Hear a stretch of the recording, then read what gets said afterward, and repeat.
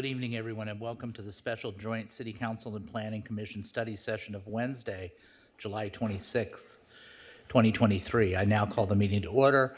Let's do the Pledge of Allegiance. Let's stand up and do the Pledge of Allegiance together. Ready, begin. I pledge allegiance to the flag of the United States of America and to the republic for which it stands, one nation, under God, indivisible, with liberty and justice for all. All right, thanks, everybody. Madam Clerk, would you please do the roll call? Thank you. Councilmember Harper? Here. Councilmember Gameros? Here. Councilmember Chavez? Here. Councilmember Marr? Here. Councilmember Reynolds? Here. Mayor Pro Tem Harlan? Here. Mayor Stevens? Here. All right, and let's see, Commissioners Bavar? Absent. Commissioner Zick? Here. Commissioner Vallarta is absent. Commissioner Rojas? Present. And Vice Chair Toller? Here. Chair Arith? Present. Thank you. All right, wonderful.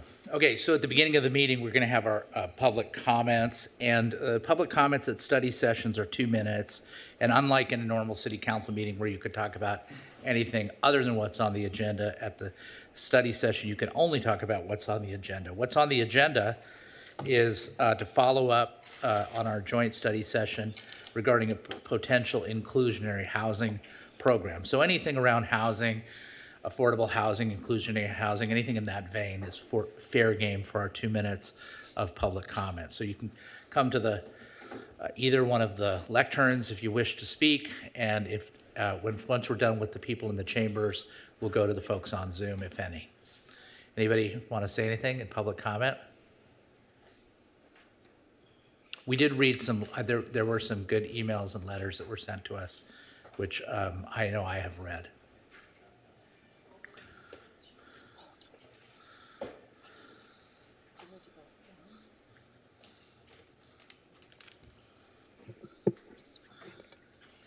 All right, Diane, you got the floor. Hi.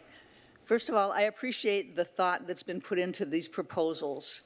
Getting any inclusionary housing ordinance is a good start, and combined with the ability to review it on a regular basis, it can be adjusted as needed. That being said, are we still being too conservative? Referring to the detailed letter sent from the Costa Mesa Affordable Housing Coalition, I will take one point from the conversation with developers.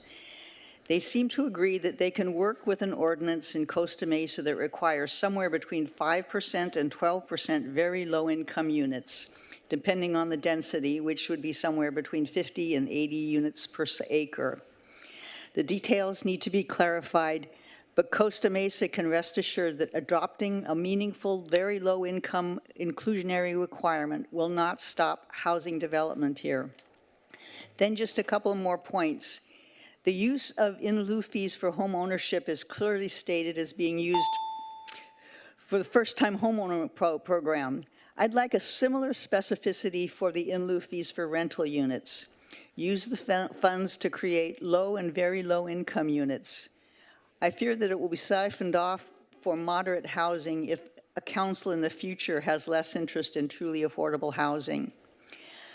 I disagree that there's a need to support the development of moderate income housing, rental housing.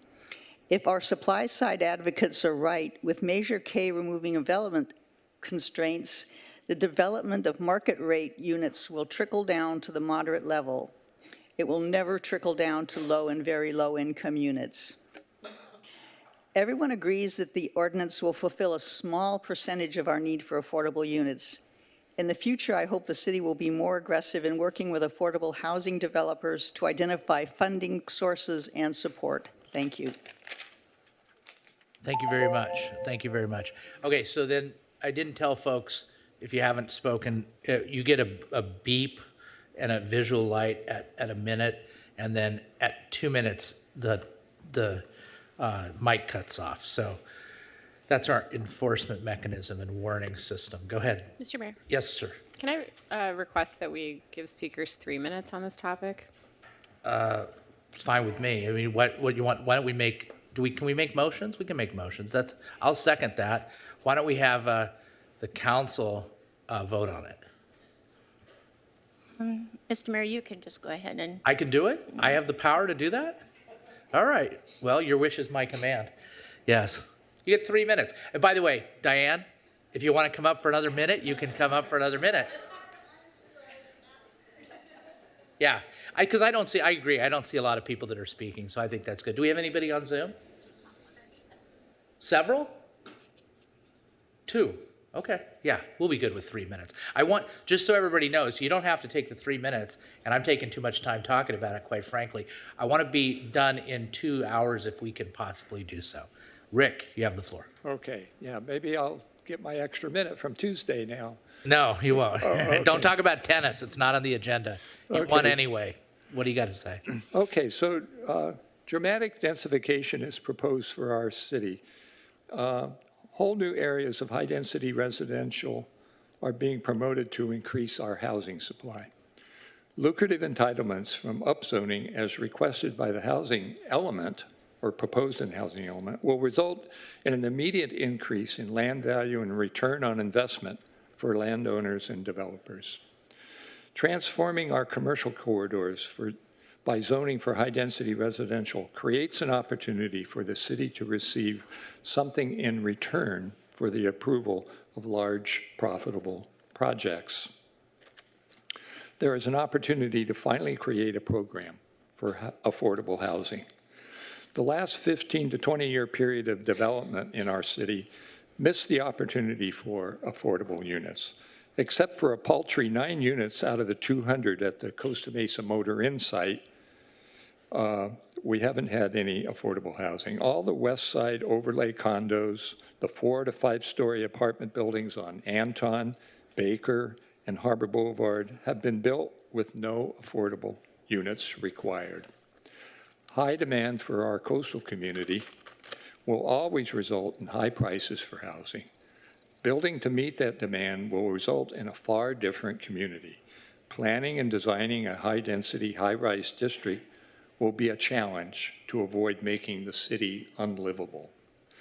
We need an equitable development strategy, and an inclusionary housing ordinance would be an important component to providing for economically integrated neighborhoods. Thank you. Thank you very much. Yes, sir. You have the floor. Good evening, Mr. Mayor, members of the City Council and the Planning Commission. My name is Eric Nelson. I'm a executive board member at the BIA. I'm also a home builder who has had the fortunate ability to build in your community in the past, and I hope to be able to do it in the future. The goal to build more housing and even more affordable housing, I think it's applaudable. It's meaningful, it's valuable, it's thoughtful. You know, as a home builder, we are, I believe, a social enterprise. And the idea that there's a path to build more affordable housing is one that I would applaud and be, very hopeful that we can get there. But as written, the current policy may become a thoughtful failure, and that's my biggest concern.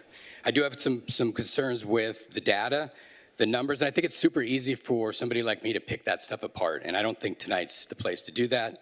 But I also think that we have to acknowledge the good that's in there, because there was some really good underwriting that was in there that included some focusing on different parts of the city, which really highlighted the challenge ahead of all of us, and that is it showed that this policy doesn't actually work on some of the sites. Housing development is super complex, and housing policy is probably more complex. When I think of housing policies, I think of transportation policy, because that ultimately affects housing policy. Our CEQA and our environmental policy affects housing. And the Federal Reserve policy clearly affects housing. Today they raised rates a quarter point. We're already seeing it in the field with buyers pulling back, and they've alluded to more increases, which in the case of moderate for sale housing actually decreases the sales price because it's a combination of what they have to pay their mortgage. So I think money is something we have to talk about, and it's many times as a developer a taboo subject. It's a tough one because there's a lot of partners involved, and it's certainly not a straight line. But as a developer, we need money. And the analysis uses a margin of 8 to 9%, which is far below the norm. And as a home builder, we can't take that kind of risk. And more importantly, our investors can't. Your own investment policy through CalPERS would not invest in this policy because you don't meet the minimum benchmark thresholds, which today would be somewhere around 14 or 15% return. And so if the city's investment policy would preclude you from investing, and by the way, CalPERS is heavily invested in housing, how can this policy make any sense? I think there's a number, but what is it is, still to be determined. But I think where do you go from here? We need an accurate reflection of the industry profits included in there. We need to consider removing a for-sale housing or put a program together that actually works. We need to continue discussing the other options like incentives. And how do we build a robust incentive program that actually lets me make as much money as I can? Because if I can make money, I'm going to build more housing. I appreciate your time and your effort in making this right. Thank you. Thanks. Jay, you have the floor. We go back and forth, so if you guys want to do this. Good evening, Council. Jay Humphrey, Costa Mesa resident. Good evening, Commission also. It's nice to see the second joint meeting on this subject. It's nice to see that the Council is moving forward with their commitment in Measure K to develop this inclusionary housing ordinance. I agree with a number of comments that have been made, but the most important one is which one works best for Costa Mesa and moves Costa Mesa forward in its continuing need for affordable housing as well as additional housing. In our RINA number, the projects that were listed by your consultant just touch the 4,000 plus affordable housing units that are low and very low, other than what we need, and it just touches that. The other thing I'm concerned about is that when you, and I remember 1901 Newport, where they promised to build affordable housing on another site, and it never happened. So I'm very worried about anything that allows for people to, A, quote unquote, build somewhere else, but in fact, don't do it. And I would like to make sure that you include penalties for people who make promises they don't keep in the future, because once it's built, I haven't seen anybody take the bulldozer and tear it down. So it really needs to be something that this council keeps in mind to make sure that long-term the Costa Mesa gets what they pay for. Thank you very much. Thank you. Good evening, Council and Planning Commission. My name is Gerardo. I'm here with Resilience Orange County, a nonprofit that has been supporting a group of residents here in the city of Costa Mesa. It's about 15 or 20 residents who are interested in organizing around housing insecurity here in the city. And I just wanted to come up here and acknowledge the steps that the city has taken to address housing insecurity over the last couple of years, including the rental assistance fund, funding legal services for folks who are going through eviction, and of course, opening up this conversation on inclusionary housing. I want to stress the importance of developing housing opportunities for working families in Costa Mesa. We regularly engage with community members who survive on, anywhere from $30,000 to $40,000. And these are your constituents, right? These are people currently living in the city of Costa Mesa. And I just ask that you prioritize the needs of these constituents and not focus so much on the needs of the hypothetical residents that are potentially going to be moving into the city of Costa Mesa.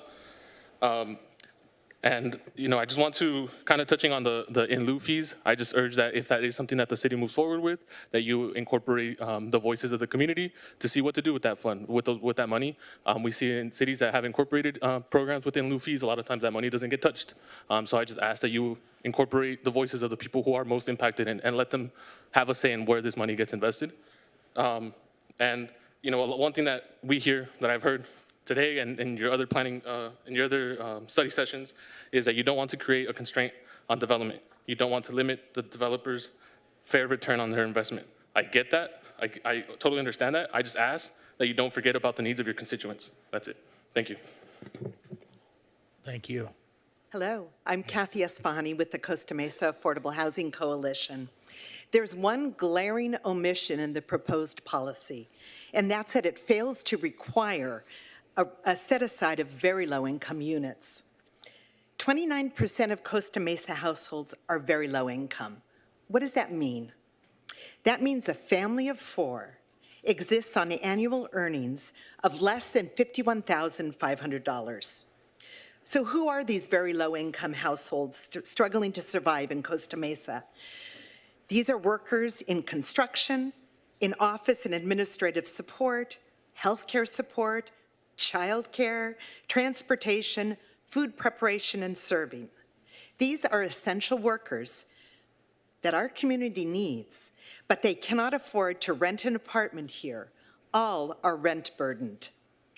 Importantly, unless required to do so, the market will not provide affordable housing for these very low-income households.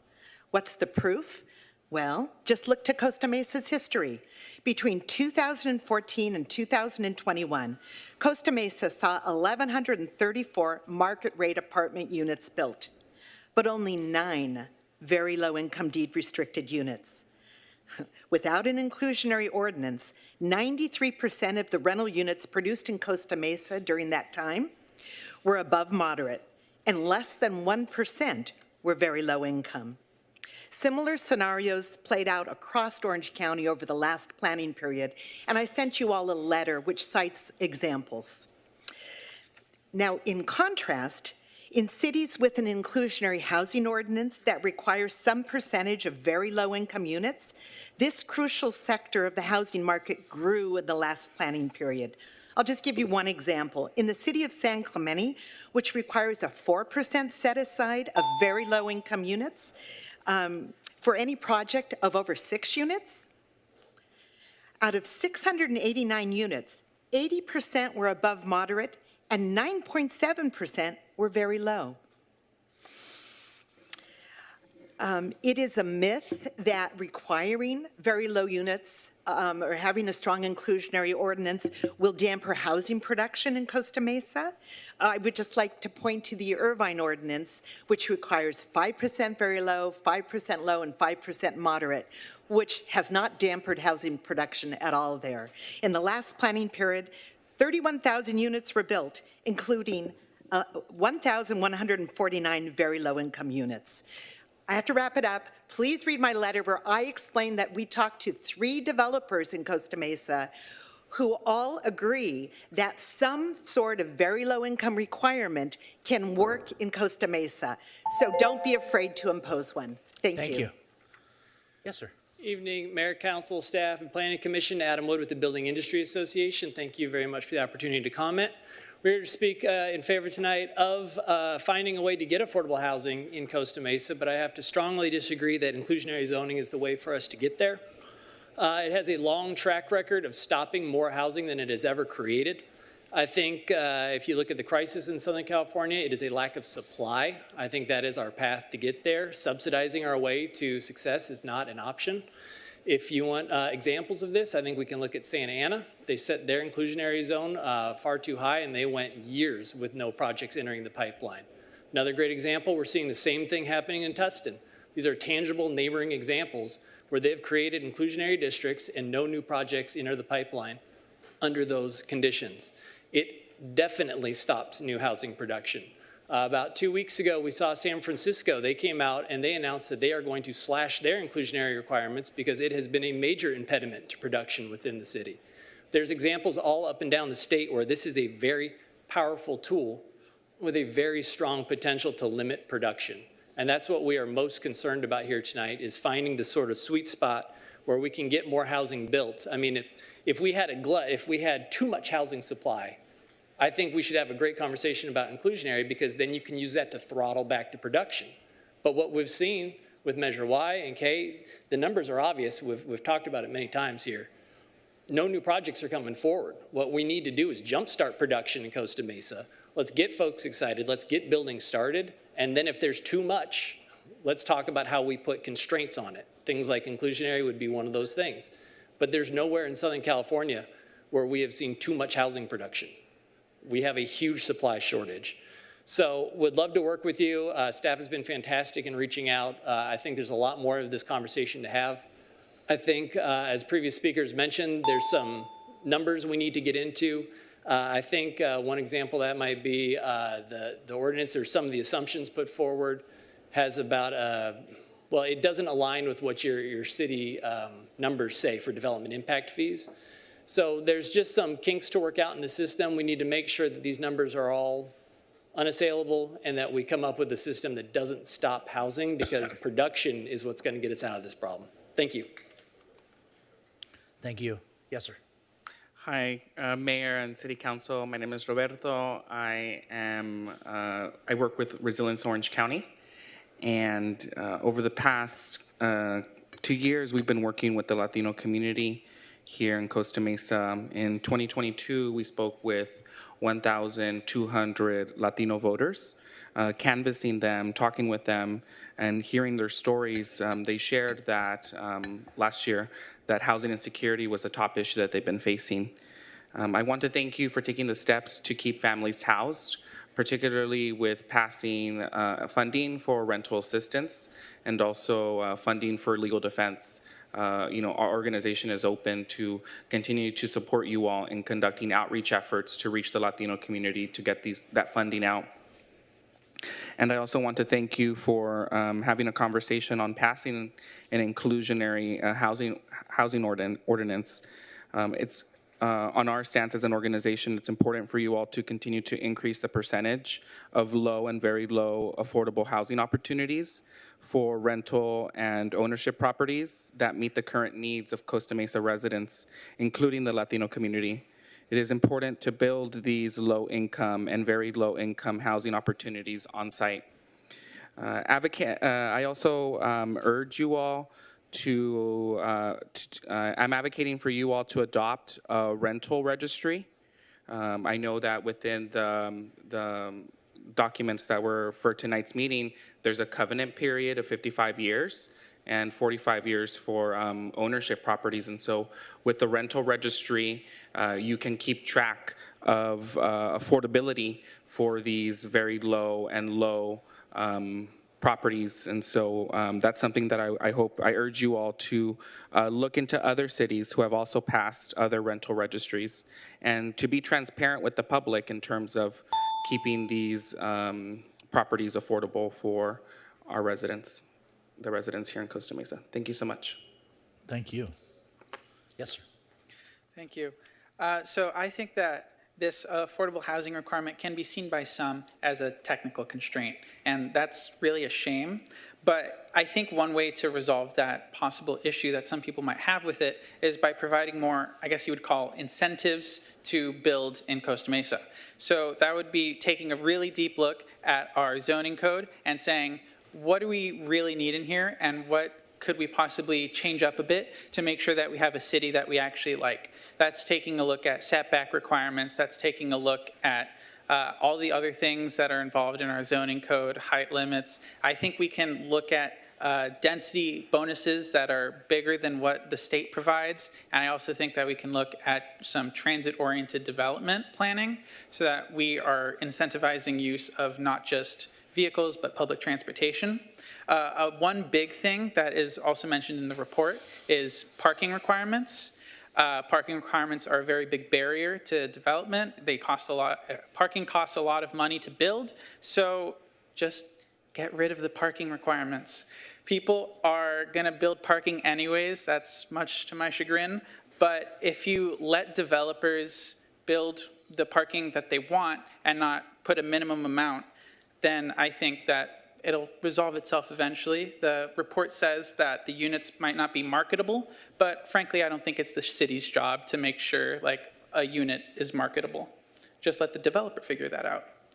One last thing I would like to mention on affordable housing in general is that I think that the city should take a good look at Assembly Bill 309 by Assemblymember Lee, which would provide for social housing on 3 state-owned sites that have been deemed suitable for housing development, which sounds remarkably similar to the Fairview Developmental Center. So please take a look at that and see if we can get some social housing here in Costa Mesa. Thank you. Thank you. Yes, sir. Hi, David. Good evening, Mayor Stevens, City Council members, and Planning Commissioner Erth, and commissioners. My name is David Haythcock, and I am President and CEO of the Costa Mesa Chamber of Commerce. I want to begin by thanking you for prioritizing housing affordability here in Costa Mesa. Employers throughout our city, whether small family-owned businesses or publicly traded companies, depend on housing availability and affordability to be successful and ensure economic stability. As you know, development in Costa Mesa has been stalled for many years, and during that time, we have fallen a bit behind in production, therefore negatively affecting housing production. But with voters approving Measure K, we have an opportunity to drive development to our community, but we need to ensure any action to spur sustainability. We need to ensure that we have any actions to spur sustainability and tangible results. Furthermore, we need to analyze this production and how affordability requirements will impact the price of current and future units. The main point of what I wanted to hit on tonight, when dealing with complex issues like inclusionary housing, challenges do arise to differing perspectives and levels of interest when shaping and drafting policy. To avoid any intended consequences, we encourage future discussions for all stakeholders, including builders, housing advocates, council members, and staff, come together and collaboratively work together through the process. I envision more kind of like sitting down at the table, rolling up our sleeves, and kind of getting out the pencils and sharing concepts and ideas. The Chamber stands ready to work with the city to host a robust outreach engagement process so that we can find solutions to affordability in our city.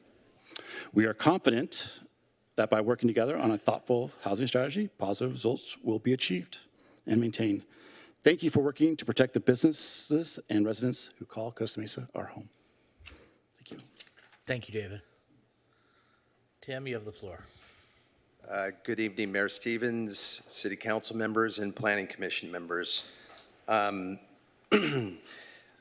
appreciate the opportunity to be a part of this process and this outreach. Staff's done a terrific job, including the development community and as well as the affordable housing community. So it's a wonderful effort. And as part of the development community, we have a real interest in helping the city achieve its goals, its affordable housing goals, and its housing goals in general. We're really on the front line. And we do this, and we work with policies such as this in the hopes that the policy adopted does not disincentivize a land seller, a property owner from contracting with us, because it's just a matter of the highest and best use. If you burden a project too much with the affordable housing component, it doesn't make a very compelling argument for them to put it into production with developers such as us. They, like many property owners, just look for this highest amount of money and the surest close that they can get. I recognize KMA's task is tough. They have to take an academic approach to something which is full of market dynamics, right? It's difficult to do. Sometimes I look at the study, I've been in the business for a long time, I don't understand it. But what I do understand is looking at benchmarking and looking at what other cities have done and how successful have those been. And Kathy Estefani points out that Irvine's had an extremely successful program. Hard to deny over a 10 to 15 year period that they have not put in a multitude of market rate and affordable projects into production. So I would just encourage, in this KMA study in my book, I have a tag on Appendix C, all Orange County projects. It's something really worthwhile to focus on. Thank you. Thank you. Yes. Hola. Okay, excuse me. So you get 5 minutes. Oh, thank you. Thank you. Hola, my name is Miguel Colin. I'm going to try to speak a little English and some Spanish. Oh, okay. Then you get 4 minutes. I'm just teasing. Okay. I'm teasing. You get 5 minutes. Yeah, you get 5 minutes. Okay.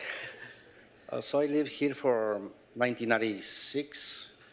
And I he compartido con familias rentando porque no hemos tenido ingresos de dinero. Las rentas están muy caras en ese tiempo, hasta ahorita actualmente.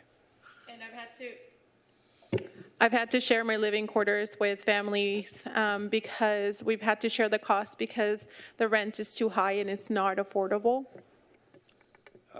Sorry, from then until now. Ahorita, la actualidad, por el incremento de los precios que están altos, hemos estado rentando 2 familias en un apartamento, 2 cuartos y 10 personas más o menos.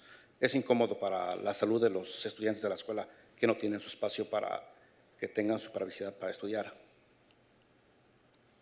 Right now, given the high prices of rent, we've been renting in between two families, a 2-bedroom, 1 restroom apartment, and there's about 10 people sharing that. And it's very uncomfortable for the students there to create a space and have the privacy to study. Y yo que he estado aquí viendo Costa Mesa y todos los residentes de Costa Mesa nos damos cuenta cuánta gente estamos aquí. Personas latinas que no tenemos documentos y personas no tienen miedo de venir aquí al City Hall, posible por documentos, supongo, pero no quiero decir eso. Y nos anima a venir al City Hall la necesidad que tiene mucha gente hispana por la necesidad de los altos ingresos de renta. And so I've been living here in Costa Mesa, and I've been seeing just how many residents, the amount of residents here that are Latino, that are undocumented, who are probably scared to come here to City Hall and express what they need. I suppose, I don't want to say that's the case, but they do have a lot of needs given the high rent prices. Yo estoy ahorita con el grupo de Costa Mesa Unidos, con los muchachos que pasaron ahorita. Y los conocí por ellos porque vine aquí al City Hall y aquí los conocí por otro problema, pero aquí los conocí a ellos y me interesó su programa que tienen ellos. And I'm here right now. I'm with the group of Comunidades Unidas, the guys that just came up, and I was able to meet them here. I met them here because I came to City Hall, came from the group, but I had the opportunity to get to know them and meet them here. Muchas gracias. Buenas noches. Thank you so much and good night. Thank you.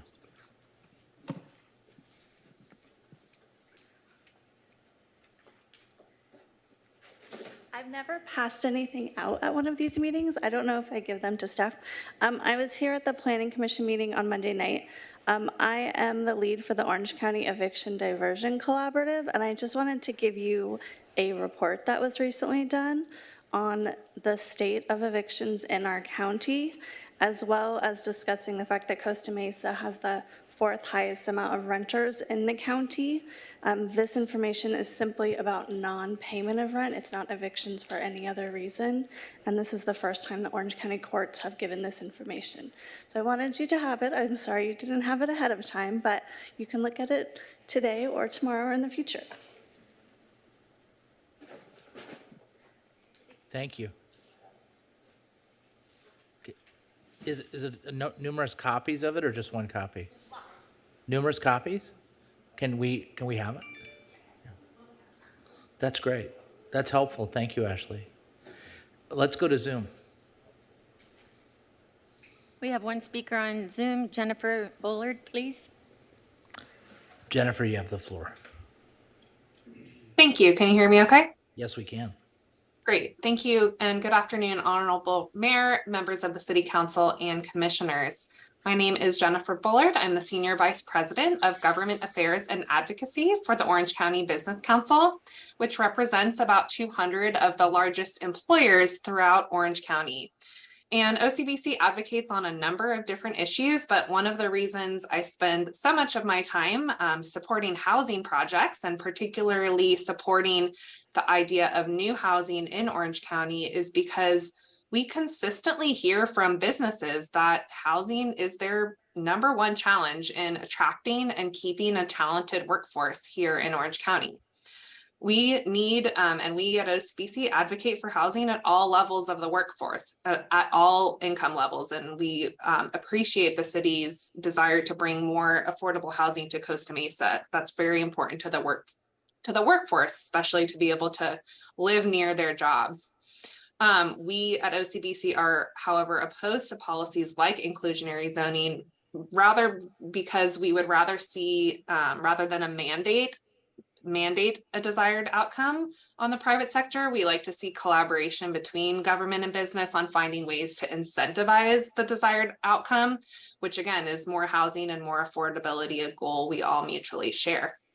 So we've seen, as you've already heard, other cities throughout the county where mandates have had kind of the opposite intended effect that of this goal. But again, if the city does want to move forward with an ordinance, we hope it will advance in the spirit of those other components I mentioned in terms of bringing the private sector to the table with all of the other stakeholders and really taking into account the perspectives of those that are going to be the ones to ultimately have to deliver that housing that we all want.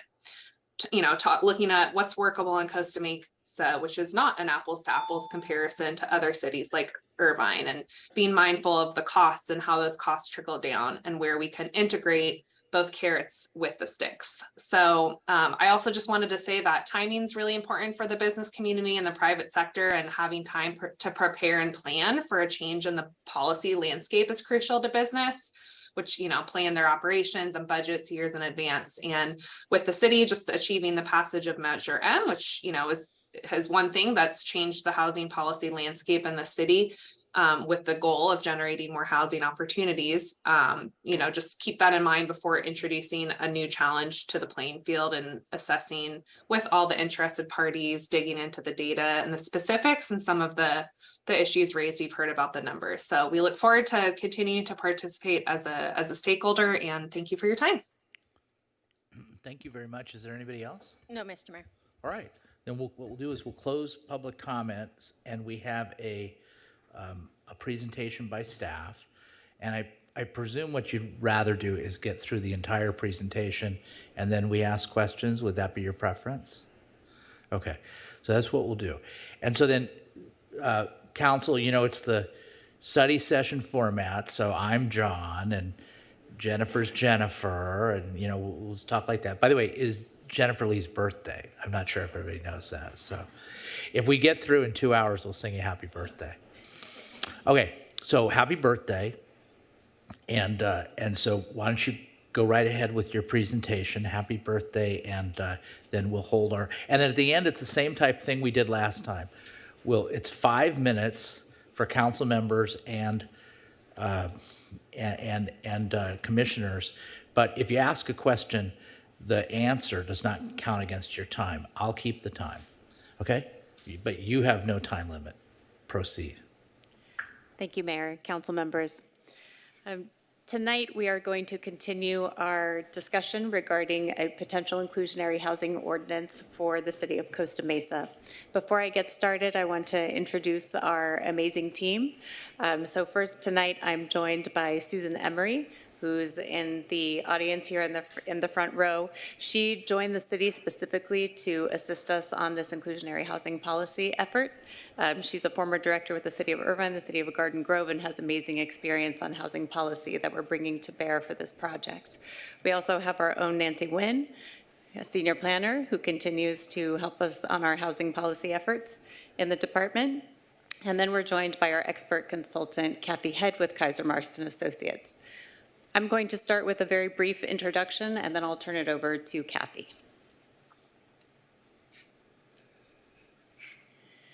So tonight, this is really a follow-up conversation to the conversation that we had on May 16th at our joint study session. At that time, Kaiser Marston presented a comprehensive overview of our inclusionary housing ordinance and in general, just major components of what an inclusionary housing ordinance consists of.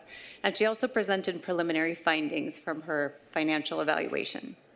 The comments that we received at that time from the public were to ensure that our inclusionary program, if we were to move forward with one, helps address the significant affordability issues within the city and really throughout the region, and to target low and very low income households for rental housing projects. We also heard a lot of comments about providing pathways to home ownership, and some comments about allowing an in lieu fee by right for ownership projects to further incentivize those types of projects. We also heard comments from the development community that they wanted to ensure that whatever we adopted reflected market conditions. So at our May 16th meeting, we discussed the financial evaluation and the preliminary findings, and the prototypes that were used in the financial evaluation at that time were based on really what I would call a more traditional inclusionary housing scenario. It assumed a vacant land scenario. It assumed current densities and development standards that are already in our zoning code today. And it assumed that whatever we adopted as an inclusionary requirement would apply to the entire city. So based on the discussion that we had at our last study session, staff went back with our consultant and really identified focus area prototypes that focused on the areas in the city that we anticipated for rezoning as part of our housing element. We also looked at developing prototypes that reflected the densities that were estimated in our housing element. And we also considered that the inclusionary requirement could apply just to housing projects in those specific rezoned areas of the city. So the prototypes that are now reflected in the updated financial evaluation, they reflect really a representation of the entire city. We've taken representative projects from different urban plan areas in the city that are already experiencing some housing development. And we're taking a look at representative properties for those that were identified in the housing element as candidate housing opportunity sites. The prototypes that are in the updated evaluation, they assume that the city moves forward with a rezoning scenario as anticipated in our housing element. And the focus really, whereas our first discussion was a more traditional approach of putting an inclusionary requirement on the city, this approach really focuses on an incentive-based program, where the incentive is the value that's added to land by a rezoning scenario, and the city is recapturing some of that value for a public benefit in the form of affordable housing. So with that, I'm going to move through these next few slides very quickly because Kathy's going to spend a good chunk of time on describing the prototypes. But in general, the ownership housing prototypes that the financial evaluation now includes have densities that range from 15 to 25 dwelling units per acre. They have site sizes that range from half an acre to 3.4 acres, which is representative of site sizes in Costa Mesa throughout the community. And they assume a parking standard of 2 spaces per unit. For rental housing prototypes, densities analyzed range from 40 dwelling units per acre to 60 dwelling units per acre. The site sizes range from 2 to 4 acres, and the parking standard is assumed at 1.75 spaces per unit. The density ranges that are outlined are consistent with what is assumed in the housing element. So with that, I'm going to turn it over to Kathy Head for the rest of the presentation. I've been handed the keyboard. Good evening, council members and planning commissioners and people in the audience. So I'm going to briefly just go over the discussion we had in May, just to discuss the original citywide findings with that, as Jennifer mentioned, were done on the assumption of vacant sites. So the first thing in the vacant sites analysis, and that analysis is really, as Jennifer said, a more traditional inclusionary housing perspective, which is you're taking the existing zoning, the existing densities, the existing parking requirements, and you're saying, for the public good and the unmet need for housing, we're going to impose a planning tool, which is inclusionary housing. And so that planning tool has a financial impact on development. And so it wasn't an analysis of there would be extra incentives provided to mitigate that. It was an analysis to say, what is an acceptable level of impact within the rules that the state legislature and the courts have given you for imposing inclusionary housing. And so the two focuses that I discussed at that meeting were that in a traditional inclusionary housing policy, the policy cannot be confiscatory and it cannot deprive a property owner of a fair and reasonable return on their investment. So what we did in that analysis was we looked at the housing element and we found vacant potential residential sites. We did apartment and ownership housing prototype developments, and our analysis was based on Our first set of numbers would be what would a 100% market rate project look like? And then we incrementally did an analysis of adding in affordable housing requirements to see how high a percentage we could get to before we perceived that we would create a constraint to housing. And so based on that, because we wanted to stay within the, again, the courts and the legislature, we came to the following conclusions. And that was, again, this is on a vacant sites analysis, and this is on a what I would call the stick approach to inclusionary housing, a very traditional approach, but an approach that doesn't include any extra incentives to encourage the development or to incentivize the development. That analysis supported, and these are ORs, a low income, this is apartments, a low income requirement of 10%, or a very low income requirement of 7%, and then with the third category being any project that comes to you in the city of Costa Mesa has the ability to apply for the state density bonus, which is in Government Code 65915. And so as part of that requirement, any density bonus project that fulfills their affordable housing requirements that the state has imposed, if those standards are as strict or stricter than your inclusionary housing requirement, then those units must be counted towards fulfilling both obligations. And so in a state density bonus project, the maximum density bonus that a project can receive is 50%. And that 50% is achieved if 15% of the units allowed by base zoning are set aside at very low income. And so that test was made in the vacant sites analysis, and in each case of the analysis of the apartment developments, it was actually the most viable of the scenarios. The key to that, though, when you're looking at state density bonus, is it can't efficiently be used on every site. It's harder on small sites.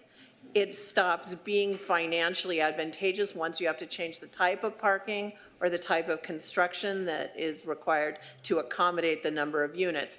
So I don't recommend making assumptions in an inclusionary housing policy, assuming that everyone can use the maximum state density bonus that's available.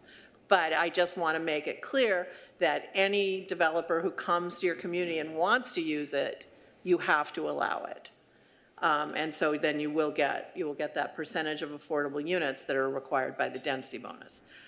The other thing to say about that when talking about density bonuses, as I think you know from experience, is you haven't seen more than a couple density bonus projects proposed to you. And the thing to keep in mind is if an inclusionary housing policy is imposed that has an affordable housing requirement in it, there's more incentive from the development community to use the density bonus as a means of mitigating that impact created by the inclusionary housing requirement. So even though you haven't seen it in the past, once you have inclusionary, it's very likely you'll see it more often than the almost never that you're seeing it now. And you're not alone in that. I mean, I work in a lot of communities, and so that's why I always feel it's sort of a full disclosure item to say, you know, be sure you recognize the impacts of the fact that density bonus will likely be used. In that same analysis, the ownership housing, we came to an 8% moderate income requirement or a 5% low income requirement. So that was the May discussion. And so then what we did is we moved on, and we'd always intended to do that because what I think is a really important thing to keep in mind, and it was discussed several times in the comments, is that a program is more likely to be successful if incentives are provided to mitigate the impacts created by the requirement. And so it's what I like to call the carrot-based approach rather than the stick-based approach, which is to say, we, the city, are going to make it more viable for you to create affordable housing units as a means of attracting you to wanting to do it rather than doing it because there's this stick. And so you lose a lot of the issue about being confiscatory or depriving a property owner of a reasonable return if you structure the incentives properly so that a developer doesn't have to come in and develop the housing, but if they choose to, these incentives are available. So as Jennifer mentioned, we looked at what we call the overlay zones, which are the areas in which you, as the council and the planning commission, are considering doing rezoning to allow sites that are currently not allowed to be residentially developed to be residentially developed. But a lot of these sites, most of these sites, are not going to be vacant sites. And so this was another comment that was mentioned in the public comment section, is a property owner is going to make an assessment when they look at their, say, their business park improved property. They're going to make a reasoned financial decision to say, is it worth more as this improved business park site, or can I get more money for the site if it's a vacant site that then is developed with residential? And that's the whole foundation of the analysis that we did with a variety of land uses on these sites that currently are not allowed to be developed with residential uses, okay? So the idea was to use the housing element sites again in the areas that have been identified as the potential rezoning areas, and to figure out whether and what zoning code amendments would attract exactly what I just said, that would attract enough value so that a property owner would be incentivized to sell for a residential development or to undertake a residential development themselves on that site. And so under that assumption then, any time that again, we did an incremental analysis to determine what type of incentives would need to be provided. We estimated that value enhancement, and once we had an estimate of the value enhancement, we took a share of it and said we would want that to be committed to affordable housing. So that's the fundamental premise of the analysis you're looking at tonight in the report that was provided to you, is exactly that. So then I'm just going to go through and show you summarize what we did. So we excluded from the analysis any sites that are currently developed with residential uses. So no residential sites were considered as sites to have this inclusionary housing requirement. We did look at what we called a vacant residentially zoned property that was being appropriate for increased density. I need to clarify that that's actually currently the site, the prototype site that we used is a surface parking lot right now, as opposed to just being dirt. So it is currently being used as parking. We looked at vacant properties that are not currently zoned for residential that would be allowed to have residential. And then we looked at the following types of commercial properties that are developed with those commercial uses. As you can see, the first three are largely industrial uses. They're industrial or industrial plus retail or warehouse uses. And then there's auto sales and service. And then we did a motel analysis. We took an existing motel. These are all actual sites that we used. Staff and I worked together to identify sites in different parts of town, but within these overlay areas. So what we did then from that, and again working with staff, is we created development prototypes, and as that we use for testing purposes. And the manner in which we did that, what Kaiser Marston then did, is we did market surveys to gather comparable information on the sales of land and improved properties. We looked at the common apartment densities and ownership housing densities, not only in Costa Mesa, but in this market area in general. And then we looked at apartment rents and ownership housing sales prices. So we used all that information in our pro forma analyses. So based on all that, so based on the market work, which is what we did first, is then we created pro forma analyses. And the first thing that we tested then was, using that data, we estimated the values of these properties in their current state as developed. And that became the foundation of sort of the base property value. Then what we did is we looked at the land value supported by market rate apartment development or market rate ownership housing development, depending on which prototype we were looking at. And from that, we compared the land value supported by market rate residential to the value created by the properties as improved. Again, referencing that these properties are not currently allowed to be residentially developed. And then so the amount of that value enhancement was then used as our tool to determine what level of affordability we could reasonably impose in an inclusionary housing policy, with the fundamental assumption that if you took 100% of that enhanced value, you're not creating an incentive for A, a property owner to sell the property, and B, a developer to want to buy that property and develop residential on it. And so we took a share of that value enhancement. And then we converted that into the supportable inclusionary housing requirement.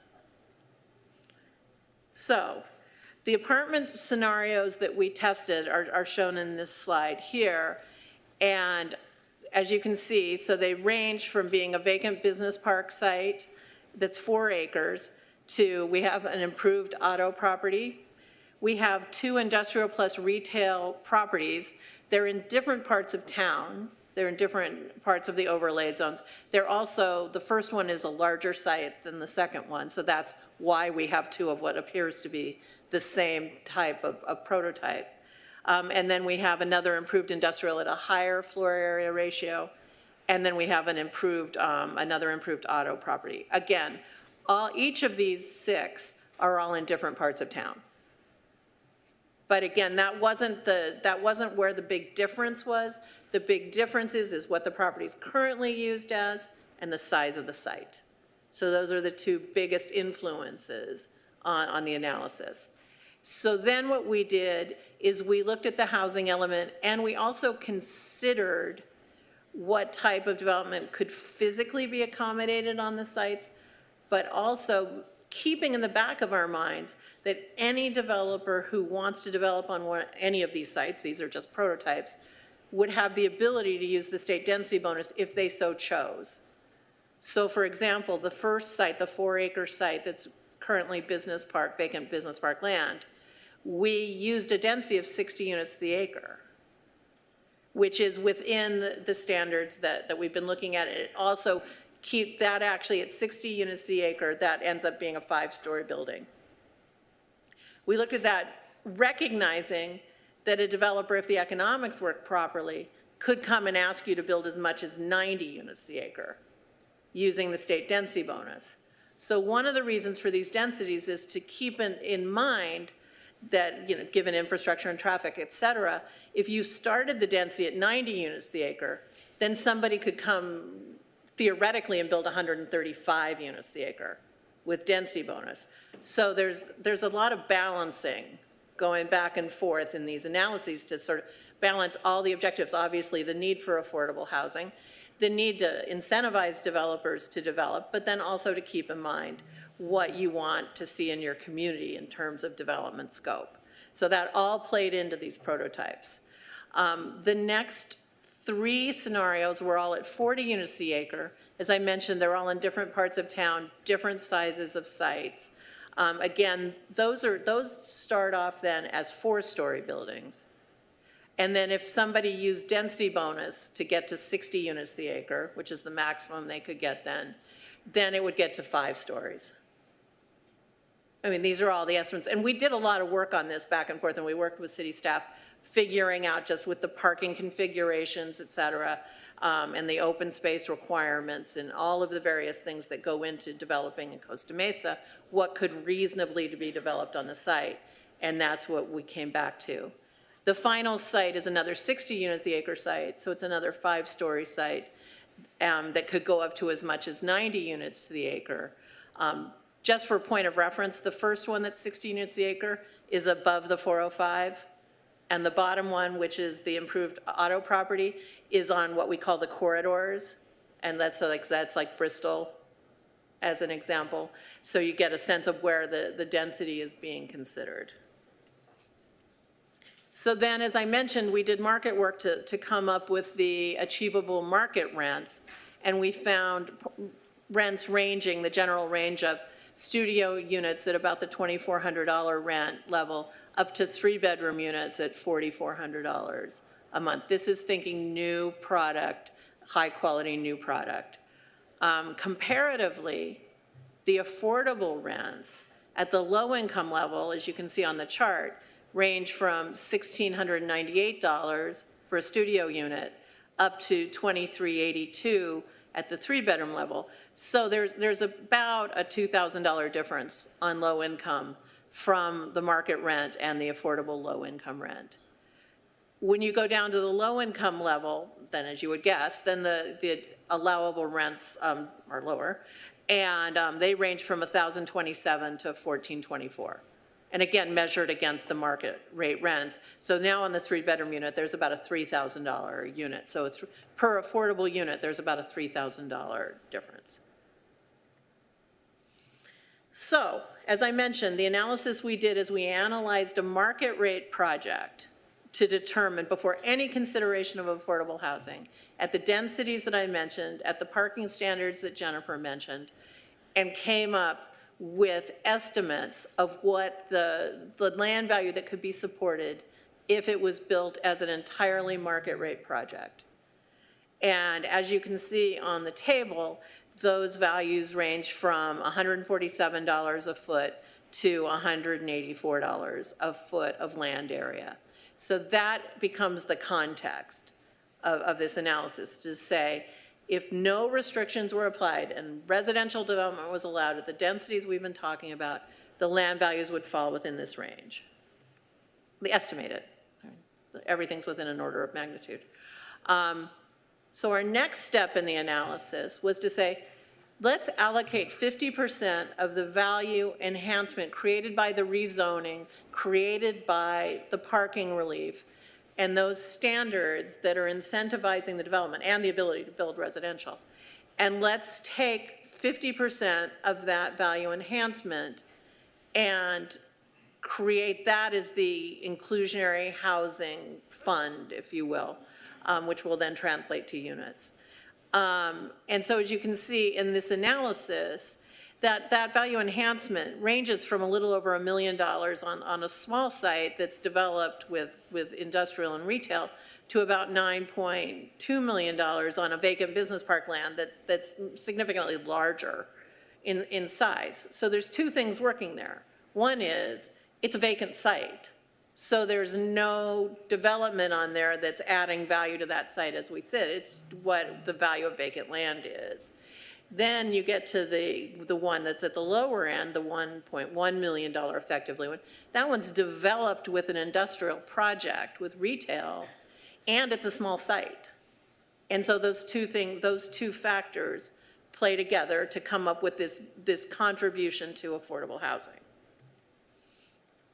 Based on all of that, we came up with 3 different options for providing affordable housing. You, as the Council and Planning Commission, can select any of the 3 if you want, or you can say to the development community, you can pick any of the 3. So the idea was this could be a menu from which developers could select. And so as you can see on the chart, the 2 higher density projects, the top one and the bottom one, support a 12% or a 19% low income requirement. Then the second one takes an 11% low income requirement. And then the other 3 are 6 to 8% low income. Then if you say, okay, instead of doing a low income requirement, you do it as a very low income requirement. And so then all the percentages decrease. So the top percentage is 12% and the bottom percentage is 3% based on a full very low income requirement.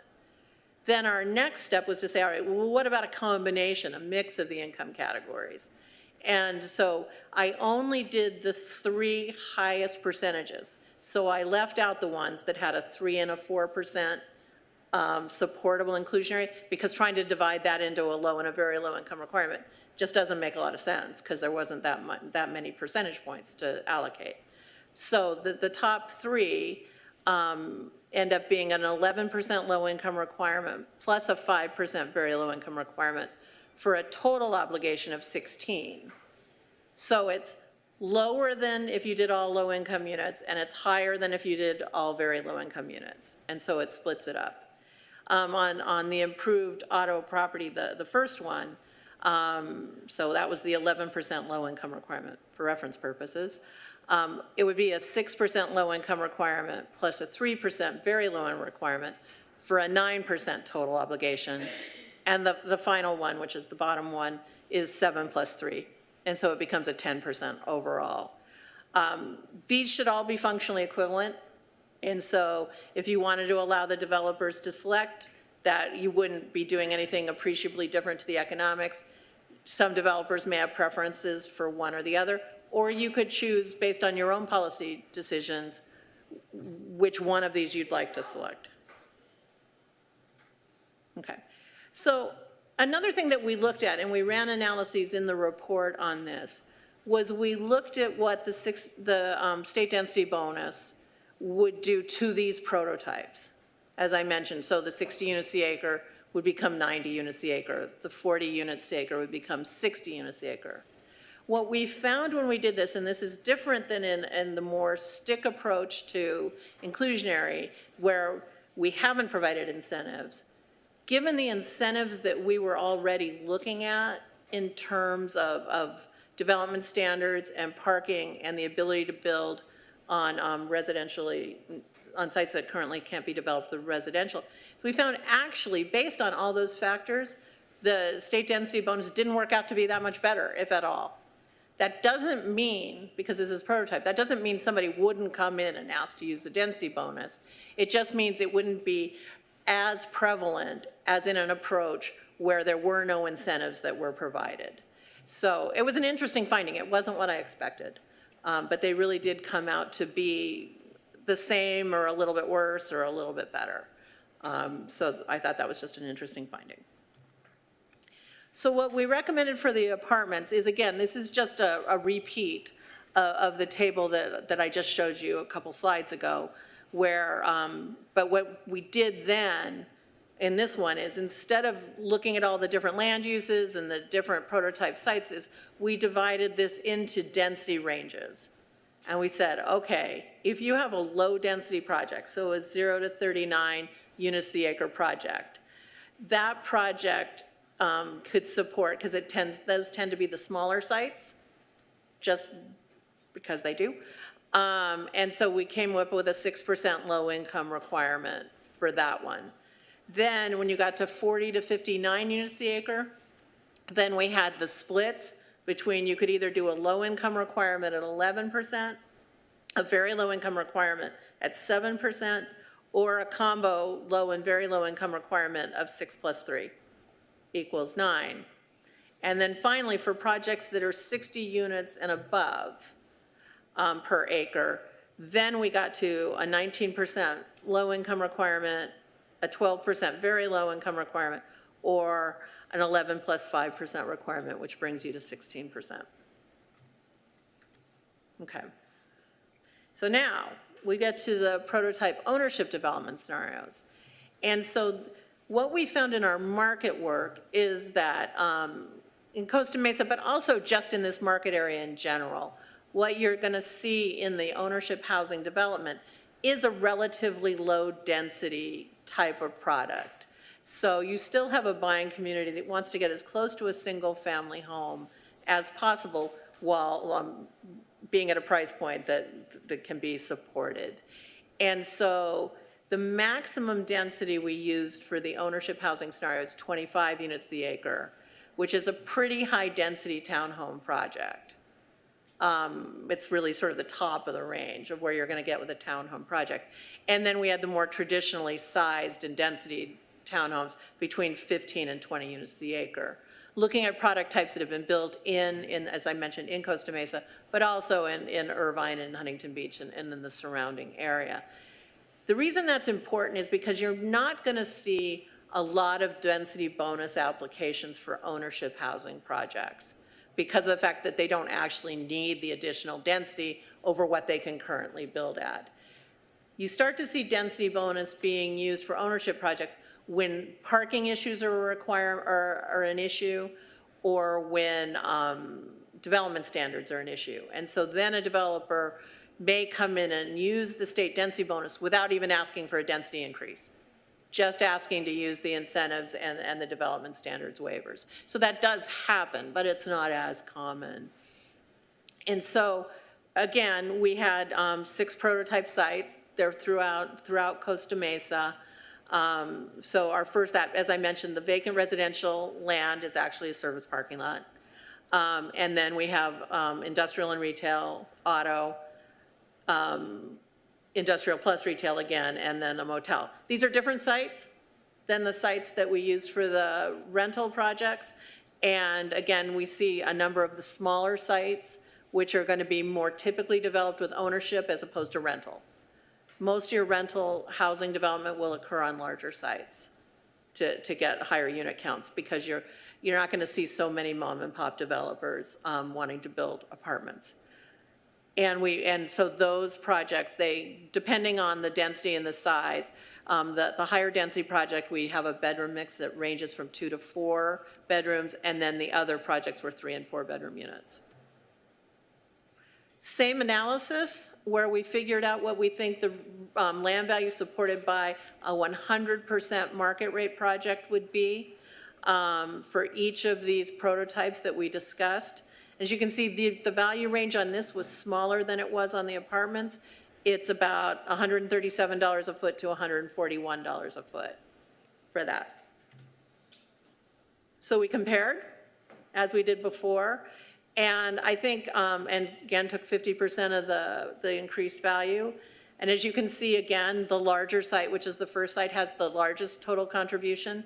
And then the bottom one, which is the motel, is an important one to discuss, because what hasn't been discussed in this discussion tonight so much is the fact that changing the zoning will not always enhance the value.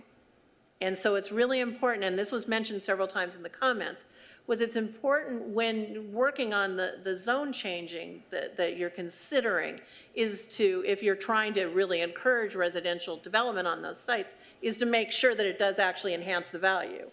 And the motel site is a good example of that, because, and you have experience on Harbor Boulevard with the motel, is motels sell for a lot of money. They generate a lot of income because of the way they're used.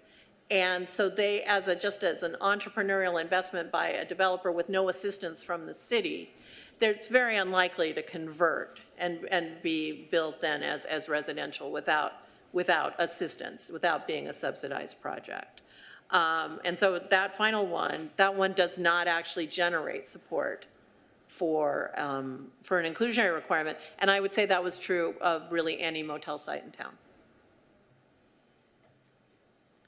So I think on the ownership side, I think this is a really important fact to be considered when you're thinking about ownership housing inclusionary, is if you look at the average sales price, the market sales price for townhome units, and the townhome units that we used in the prototypes, they range from about $1.1 million to $1.25 million.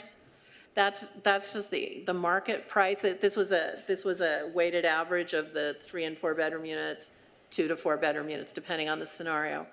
And then the average moderate income price, as you can see, is basically less than half, or right around half the market price. And so these affordability gaps, the difference between the market rate price and the affordable price, you have your affordability gap being more than your affordable price. And so and this happens in a lot of the communities I work in, is where the market has very high values and the affordable is constrained by what the median income is in the county. This is why people can't afford to buy a house in Costa Mesa, because a moderate income household isn't close to the price of a new home. And so if you choose to do an inclusionary housing requirement on ownership housing, then what you're going to have is a few households, and bluntly, winning the lottery. Because you're not going to be able to get a really high percentage inclusionary given the size of these gaps. Because again, we only have so much money we can ask the developer to contribute in to this policy before they just say, well, I don't want to develop in Costa Mesa. And so again, this is all a balancing act. All of this is a balancing act. But I just wanted to show the magnitude of the affordability gap so that you can get that sense. So based on all of that, the supportable inclusionary housing requirements range from nearly 10%, all moderate, and then down to 1.7%. So there's a big range in the moderate income requirement that can be supported, which leads me to say this. In my opinion, in my professional opinion, given the magnitude of the affordability gaps and how just the size of those gaps, is that I think it's really more efficient for all concerned to allow the developer of any ownership housing project the right to pay an in lieu fee rather than producing affordable housing units. Because I think the money from the in lieu fee can be deployed more efficiently to get more units at either deeper affordability if you choose to use that money for rental units, or to say we're going to start using a first-time homebuyer program where the money from the in lieu fee can be used to assist households buying existing homes in the community. And what that does in a first-time homebuyer program of existing homes is you're giving these families the opportunity to get a foothold in Costa Mesa and then to ultimately sell, and then the money recycles back to the city and then you do it again. And it's just less expensive than trying to do an inclusionary housing production requirement in new market rate ownership housing. Okay, so I'm not going to belabor this because I know I've been talking for a long time. The income and affordability requirements are exactly what I just talked to you about at the different density levels and ranging smaller requirements at the lower density, higher requirements at the higher density. Ownership housing, I am strongly recommending an in lieu fee by right. And then other considerations for you tonight, the threshold project size, that's the size of project that under that size, they would not be subject to the inclusionary housing requirement at all. If you look back at the survey, which is in the report, you can see that these obligations in cities range from a low of one unit to 50. The median and the average tends to be right around 7 or 8. There's no right answer to this. I picked 5. One of the comments that came back in was that perhaps I threw a dart at it. I wouldn't go that far, but I would say it's tied to state density bonus. That's the threshold they established, so I always like to have something to point to. But you could set it at 10, you could set it at 20. That's really a policy decision for you as a council to grapple with. On the covenant periods, my suggestion for apartment development is that it be at least 55 years, but that if that site continues to be developed with residential for as long as it is residential, that covenant would remain in place, but not less than 55 years. Ownership, again, I am strongly suggesting an in lieu fee, but if you choose to go with a production requirement and you want to create an affordable unit that will stay affordable in your inventory, then I suggest a 45-year covenant where it's sold and resold. But again, I really suggest you do an in lieu fee. On the in lieu fee, we selected for rental, we selected 100 or fewer units as the measurement so that if a developer wanted to produce the units, they can. But if they want to pay an in lieu fee up to a 100-unit project, they can. And the reason for that is once you get to the bigger projects, you're tending to get more of the corporate developers who understand the affordable housing requirements as opposed to the mom and pop developers who don't have that experience. And also, you start to get a critical mass of affordable units in the project. So a 100-unit project would have 10 units, whereas a 20-unit project would have 2 units. And so it's from an administrative standpoint for the city and managing it and administering the program, it's just for the bigger projects, it's just easier, it's more efficient for city staff to do that. On the alternative production options other than in lieu fee, we're not recommending that apartment development be able to fulfill their requirement off-site. And the reason for that is it's already an apartment development. And so it makes sense to have the affordable units mixed in with the market rate units in an apartment development if they've not chosen to pay the fee.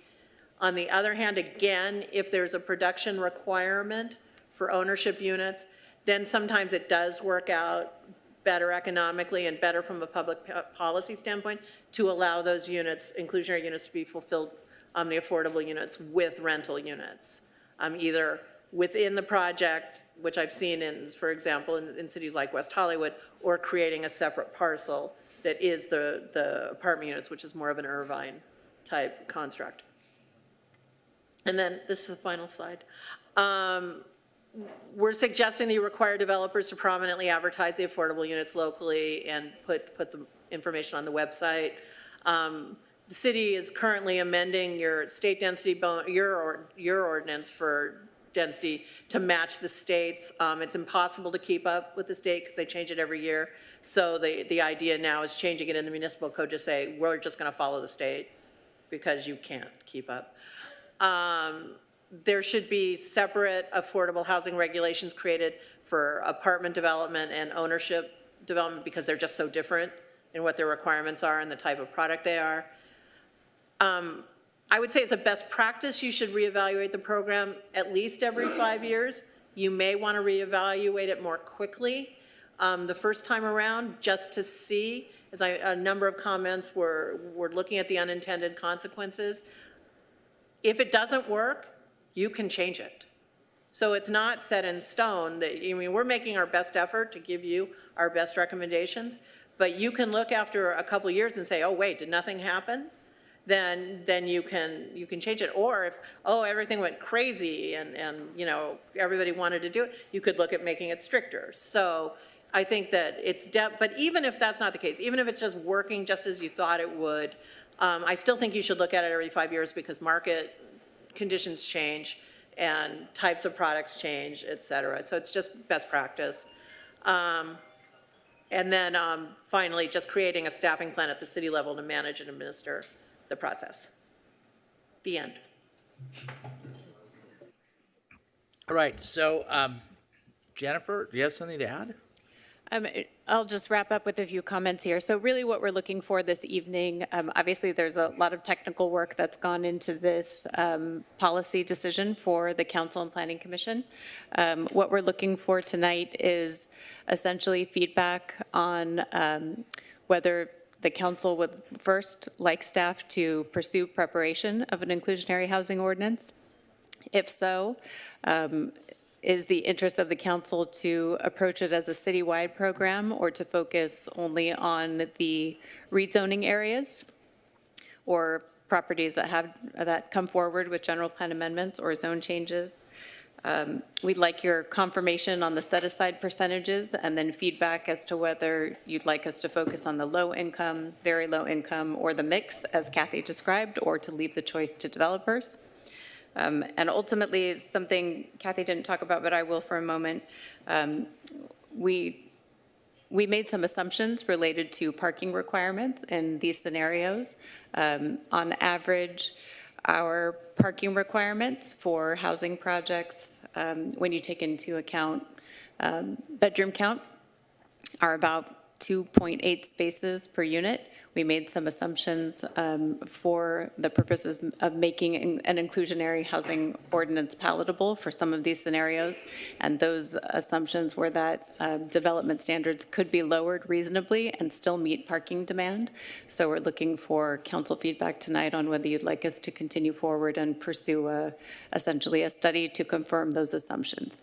The city has approved lower parking requirements in the past. Based on boots on the ground studies, so we feel that that is a viable path forward. That is a summary of the direction that we're looking for. Thank you. All right, let's take a little break. Let's do 10 minutes enough, everybody?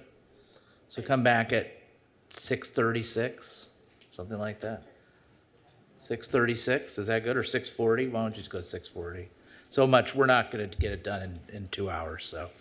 We can What? power through though. Yeah, let's take a little break. Then let's take 10 minutes. I've been requested a break.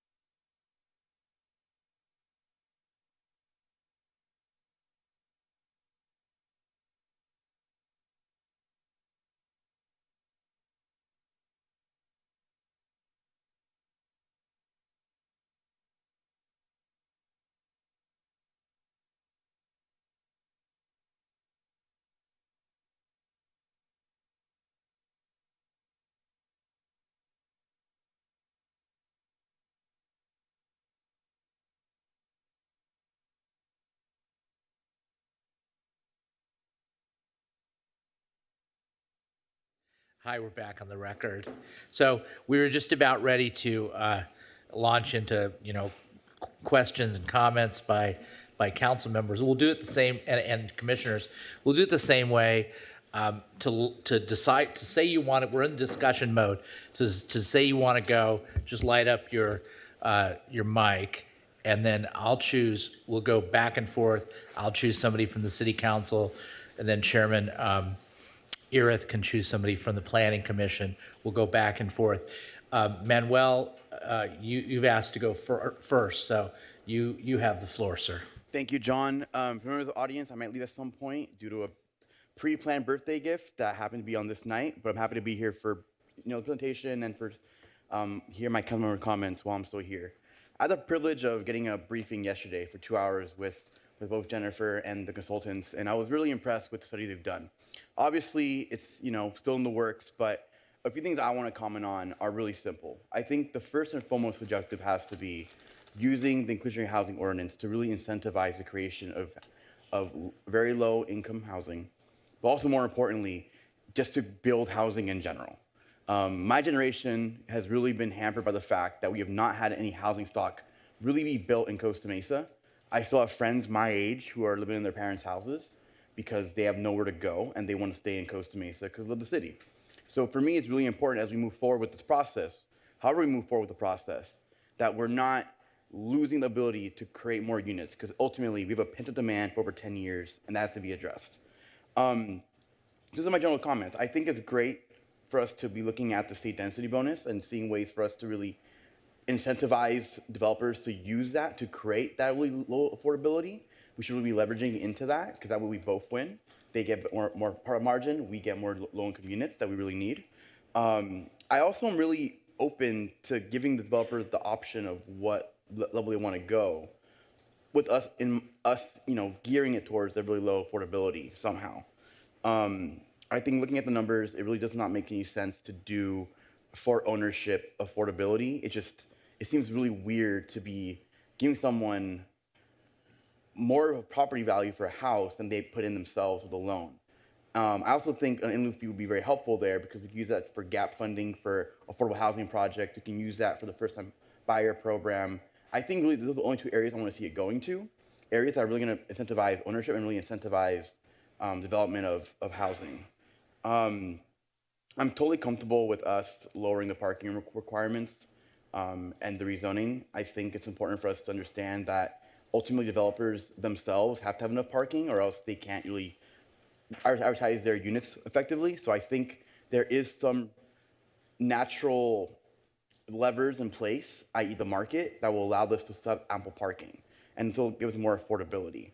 And finally, I know with Measure K, not every site in Costa Mesa is going to have the ability for a full rezone, but I still want to see us applying this affordability metric to the entire city, because in the off chance someone does want to do a development that they can do by state law, for example, like a lot split, why should we deny them the opportunity to create affordability during that process? So those are my general comments. Again, I have no questions because I had talks yesterday with the staff, but overall, I think it's been a great job.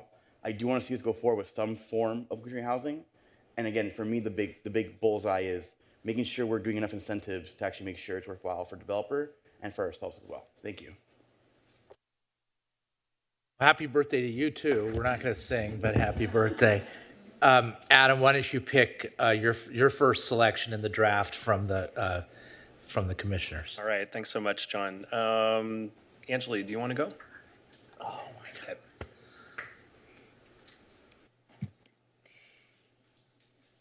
Yeah, awesome job by the team and the consultant. This was really informative. I really appreciate you all taking into account the feedback that we did from the first session.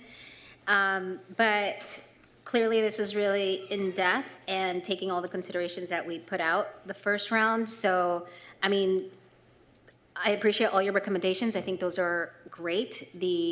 Absolutely support the mixed income development. I think it was Councilmember Gomeros brought it at the first session, right? Unless we address the the salaries and the income that people have, we really need to focus on a very low income as well to really help and support our community to, prevent further homelessness. And like Councilmember said, keep our talent here in Costa Mesa. So absolutely a big plus in the mixed income. And yeah, also agree with the creating incentives and identifying what zoning amendments can be done to create those incentives for development. Again, it seems like from your breakdown, there's some great opportunities there. And extend that beyond what has been identified in the map, I think is definitely a good idea. Because there, again, like you said, there may be some things that we may not keep in mind. And yeah, also support the reduction of the parking requirement. I think the consultant's recommendation for what was it, 1.75 per unit, I think it's appropriate. As a longtime renter, that is just about the sweet spot for a one-bedroom apartment. Even for a two-bedroom, I'll share. But again, so otherwise, all the recommendations are great. I also appreciate the recommendation on ownership. Thank you for taking into consideration, should we include it in the development? But yeah, I support the in lieu fee plan by creating a first-time ownership opportunity across the city would be amazing. So thank you so much. All right, it's my pick. Oh, well, no, wait. You got a light. She lit it up already. Andrea, you can go. I'm just going to jump right into questions and comments because I've got a lot of them and I've got to squeeze them into a short period of time. So I'm looking at the slide 21, supportable inclusionary housing requirements, where you've done the work on the prototypes to test combinations. I guess I'm confused about what happens between slide 21 and slide 23 because it seems to suggest, and I heard this in your comments, you're very clear there's a difference between the cost associated with developing on vacant land and the value that you might already have by having improvements on your lot. So why, question number one, like what happened between slide 21 and 23? Question number two, why doesn't it make sense to matrix the recommendation to be dependent on whether or not the land is previously vacant? Do you want me to do it? I think the idea was just looking at the types of sites we had in the housing element available sites, it ended up being that those smaller sites, were more likely to have a smaller amount of value enhancement. The larger sites had a larger amount of value enhancement and were more able to accommodate the additional density. I think you make a good point if you wanted to make a distinction between vacant land and improved land. I would say it's likely that most of the properties will be improved land. There will be very few vacant sites, so it might have limited utility to create that bifurcation. Yeah, few, but the ones that we have are significant, and so I don't want that to be missed. I think what I'd really like to see is just an additional level of detail for both vacant versus non-vacant, and then I'd like us to go higher than the 60 dwelling units per acre. Given development we're already seeing north of the 405 that is more dense than that, I hear what you're saying on the density bonus, so we've got to kind of assume that number goes up pretty significantly. But I'd be curious, even our housing element has sites that we would consider at greater than 60 dwelling units per acre. My thought is that we can get higher levels of affordability on both vacant land and more dense land. And so I'd like to see what that high number could be. Does that make sense? Could I just make a comment to Please, your comment? please. Sure. Okay, so I'll start with the first one. Is the reason we use 60 and we were cognizant of north of the freeway and what is actually happening is the assumption is that somebody would go to 90 and we didn't want to create a situation where they started at 90 and went to 135. So that's so. Why not? Because, well, a couple things. One, it starts to tax your infrastructure and your traffic for one reason. Two, it's really actually unlikely to happen. Right now, if you look at the densities of the projects that are being proposed, they're hitting it between 80 and 90, the big high-density projects. So that's why we wanted to set something that was realistic and to have an incentive. If somebody chooses to do 60 and does 90, then they'll provide 15% very low income on the 60. So that part already works out. The other thing to think about with that is most of those sites already have development agreements, and that's another phase of the analysis that we're looking at later. And I'll let Jennifer comment on that. Yeah, so there's a few things that aren't in this report or our analysis at this time. One of them is the Fairview Developmental Center, which we talked about at the last study session. The reason for that is that the Fairview Developmental Center has its own specific plan and general plan amendment coming. And because the Fairview Developmental Center is state-owned, it has much more flexibility in terms of possibilities for affordable housing than any other sort of normal site in the city. So the intention there is to identify site-specific affordable requirements for the Fairview Developmental Center specifically, and to include those in the general plan and specific plan adopted for that site. The other thing is sites with development agreements.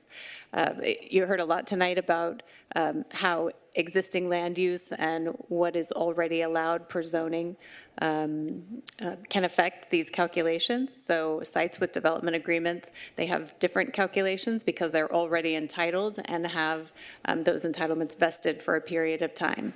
So that plays into how this math works for sites with development agreements. So our intention is to address this sort of citywide or rezoning focused areas. And then as our next phase, if the council directs us to move forward with an ordinance, we'll do a more specific deep dive into those development agreement sites.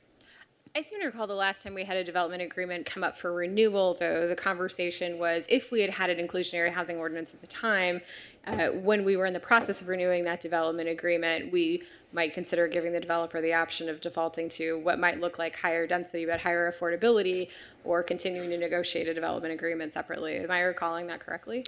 Right, there was really two options. It was develop the project per the development agreement, which is negotiated at this point probably 20 years ago in some cases, or to give them the option of essentially developing under the city's new zoning requirements, and along with that would be an affordability requirement.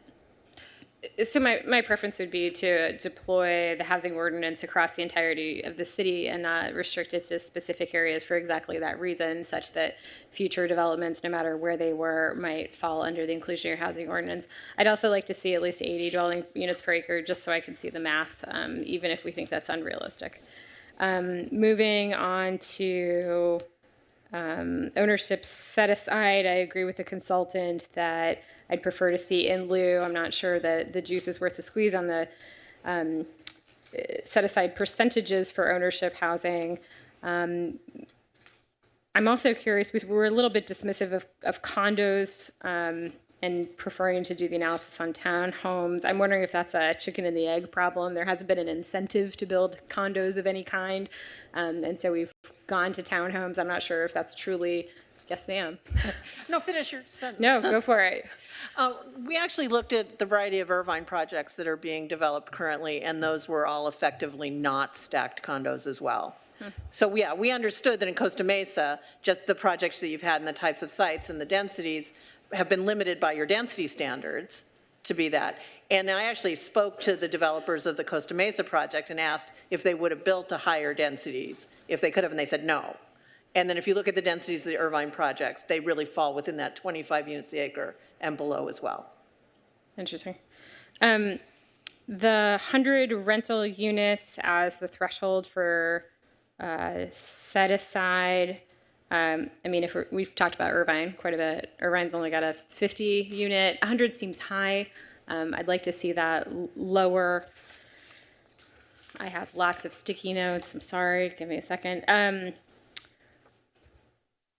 I appreciate the comment from the public about the rental in lieu fee and what we use it for. I'll talk about my sort of philosophical preference here in a second, but appreciate the notion of asking the community to weigh in. I think that's important. Yes, exclamation point on page 6 of attachment 1, in regards to the in lieu payment, should be allowed to be paid for any fraction of an affordable unit. I think that's one of the questions that I got from the public previously on, do we round up? I think the answer is yes. How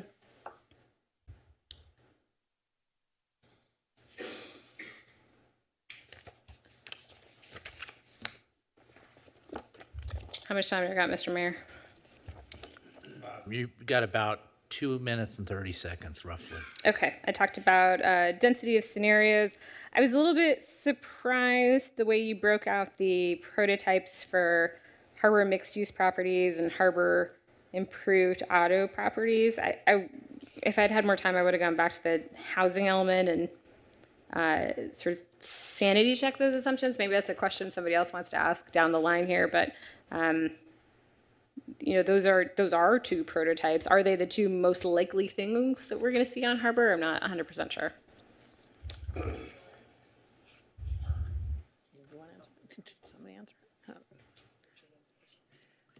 So in terms of those 2 different scenarios, so essentially what you see along Harbor Boulevard as available properties, it's a lot of auto uses and a lot of combination of retail and industrial. That's primarily what we're seeing on Harbor, so those were the most representative of available sites.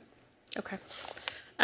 We've referenced Irvine quite a bit. I do just want to point out that Irvine is at 5% very low, 5% low, and 5% moderate for a total of 15.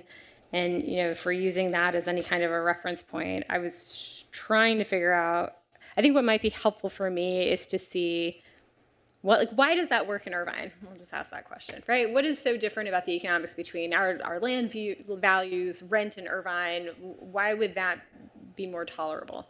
Well, I think another thing to think about when you look at Irvine, and we mentioned it in the May presentation, is there are options besides 555 in Irvine, and they're commonly used. Off the top of my head, I don't remember precisely what they are. But so what you'll end up with in many cases is a project will take 15% very low income and use a density bonus, and then that solves, that accounts for the 555, or they'll take 10% low and 5% very low and use the density bonus with the very low or the low. So it's not always 555. It's a little bit of an unusual combination to do it that way. Some other cities have done it that way in the past and have started to change it. Irvine is not. But because of the way the density bonus works and because you have to count more stringent requirements, and when you start rounding, especially on smaller projects with a 555 requirement, it just gets tricky to do it.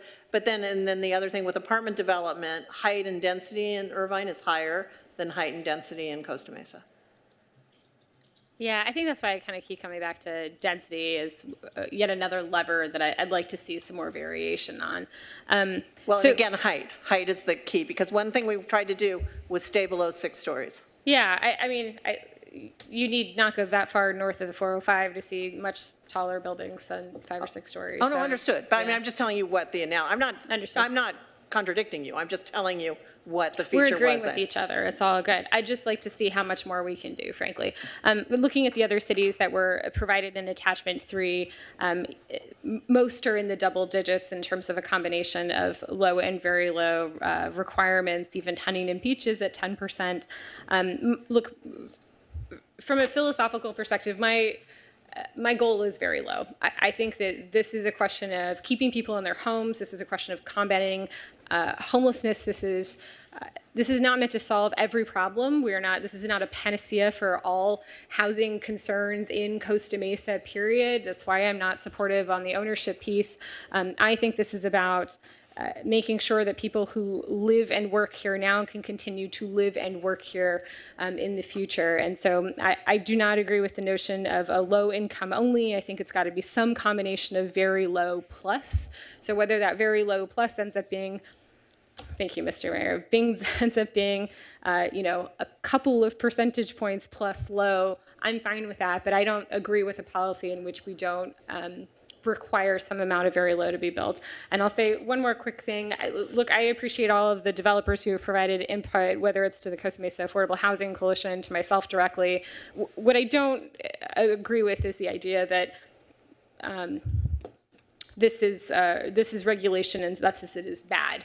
If you have specific requests, things we should consider, a pro forma you want to share, some element of the policy that you disagree with, I want to hear the specifics of that. But under no circumstances am I going to not support an inclusionary housing ordinance because we're worried about penalizing development. We know that is not the case. Otherwise, we wouldn't have examples like Irvine as a touchstone. Thank you.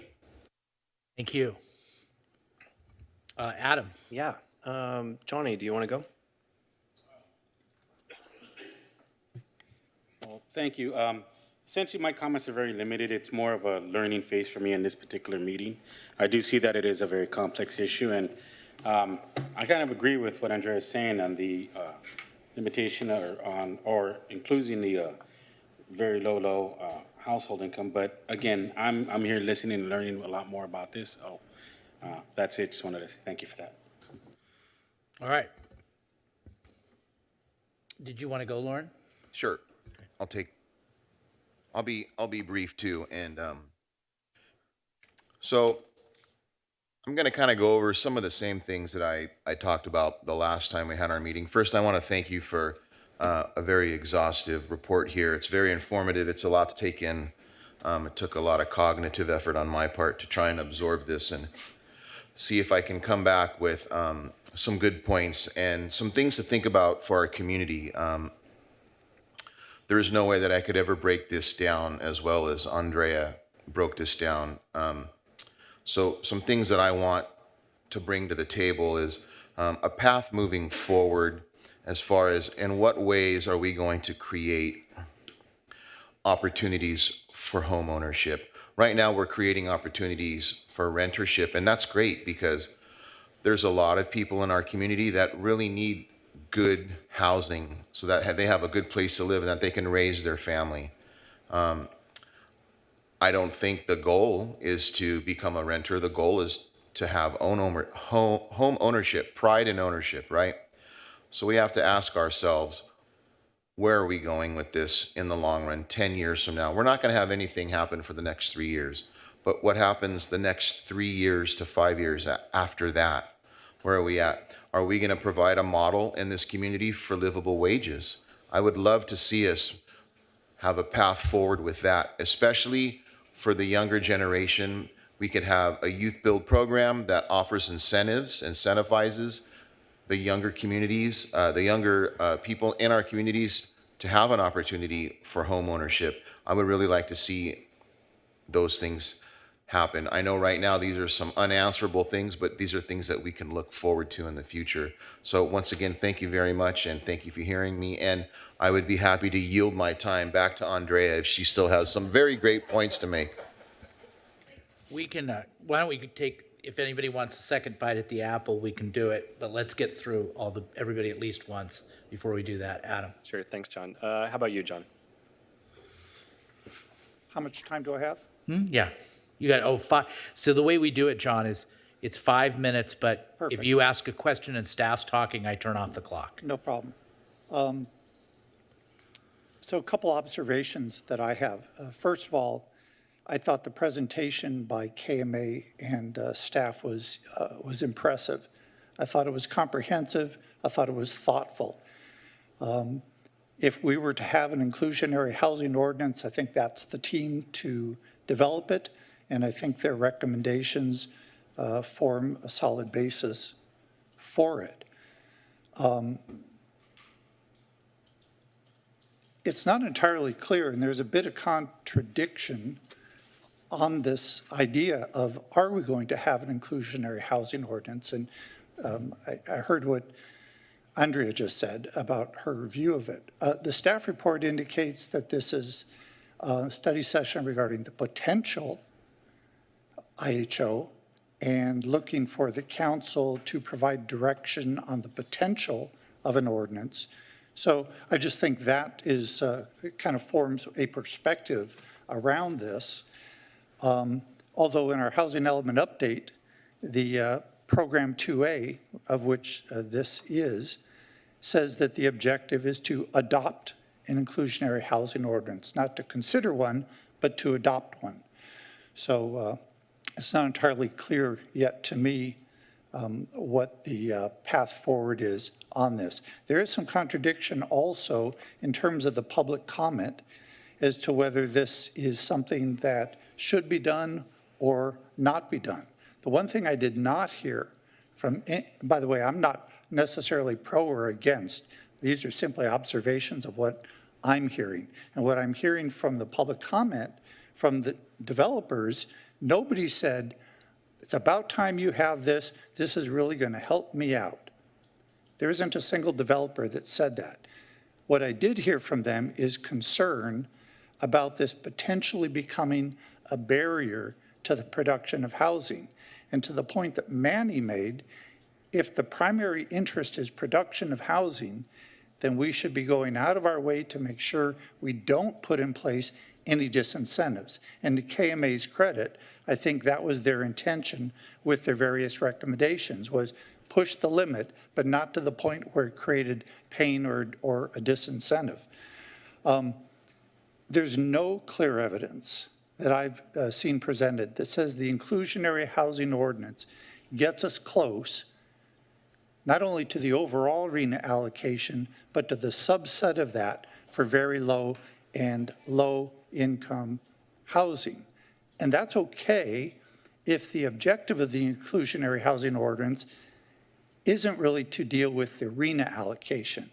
And again, to Andrea's point, which I thought was made very well, if the primary objective is to increase very low income housing, then maybe the inclusionary housing ordinance ought to be focused on that. Not focused on low, not focused on medium, not focused on home ownership, all things which I'm passionate about.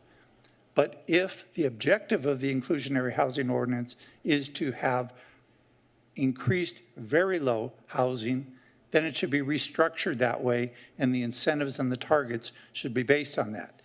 It seems to me that there's not a consensus on how we're going to achieve the RHNA allocation overall. But tonight is about the inclusionary housing ordinance, and there ought to be some consensus around what it is we're trying to accomplish with that. I don't disagree with the sentiments that we need more housing.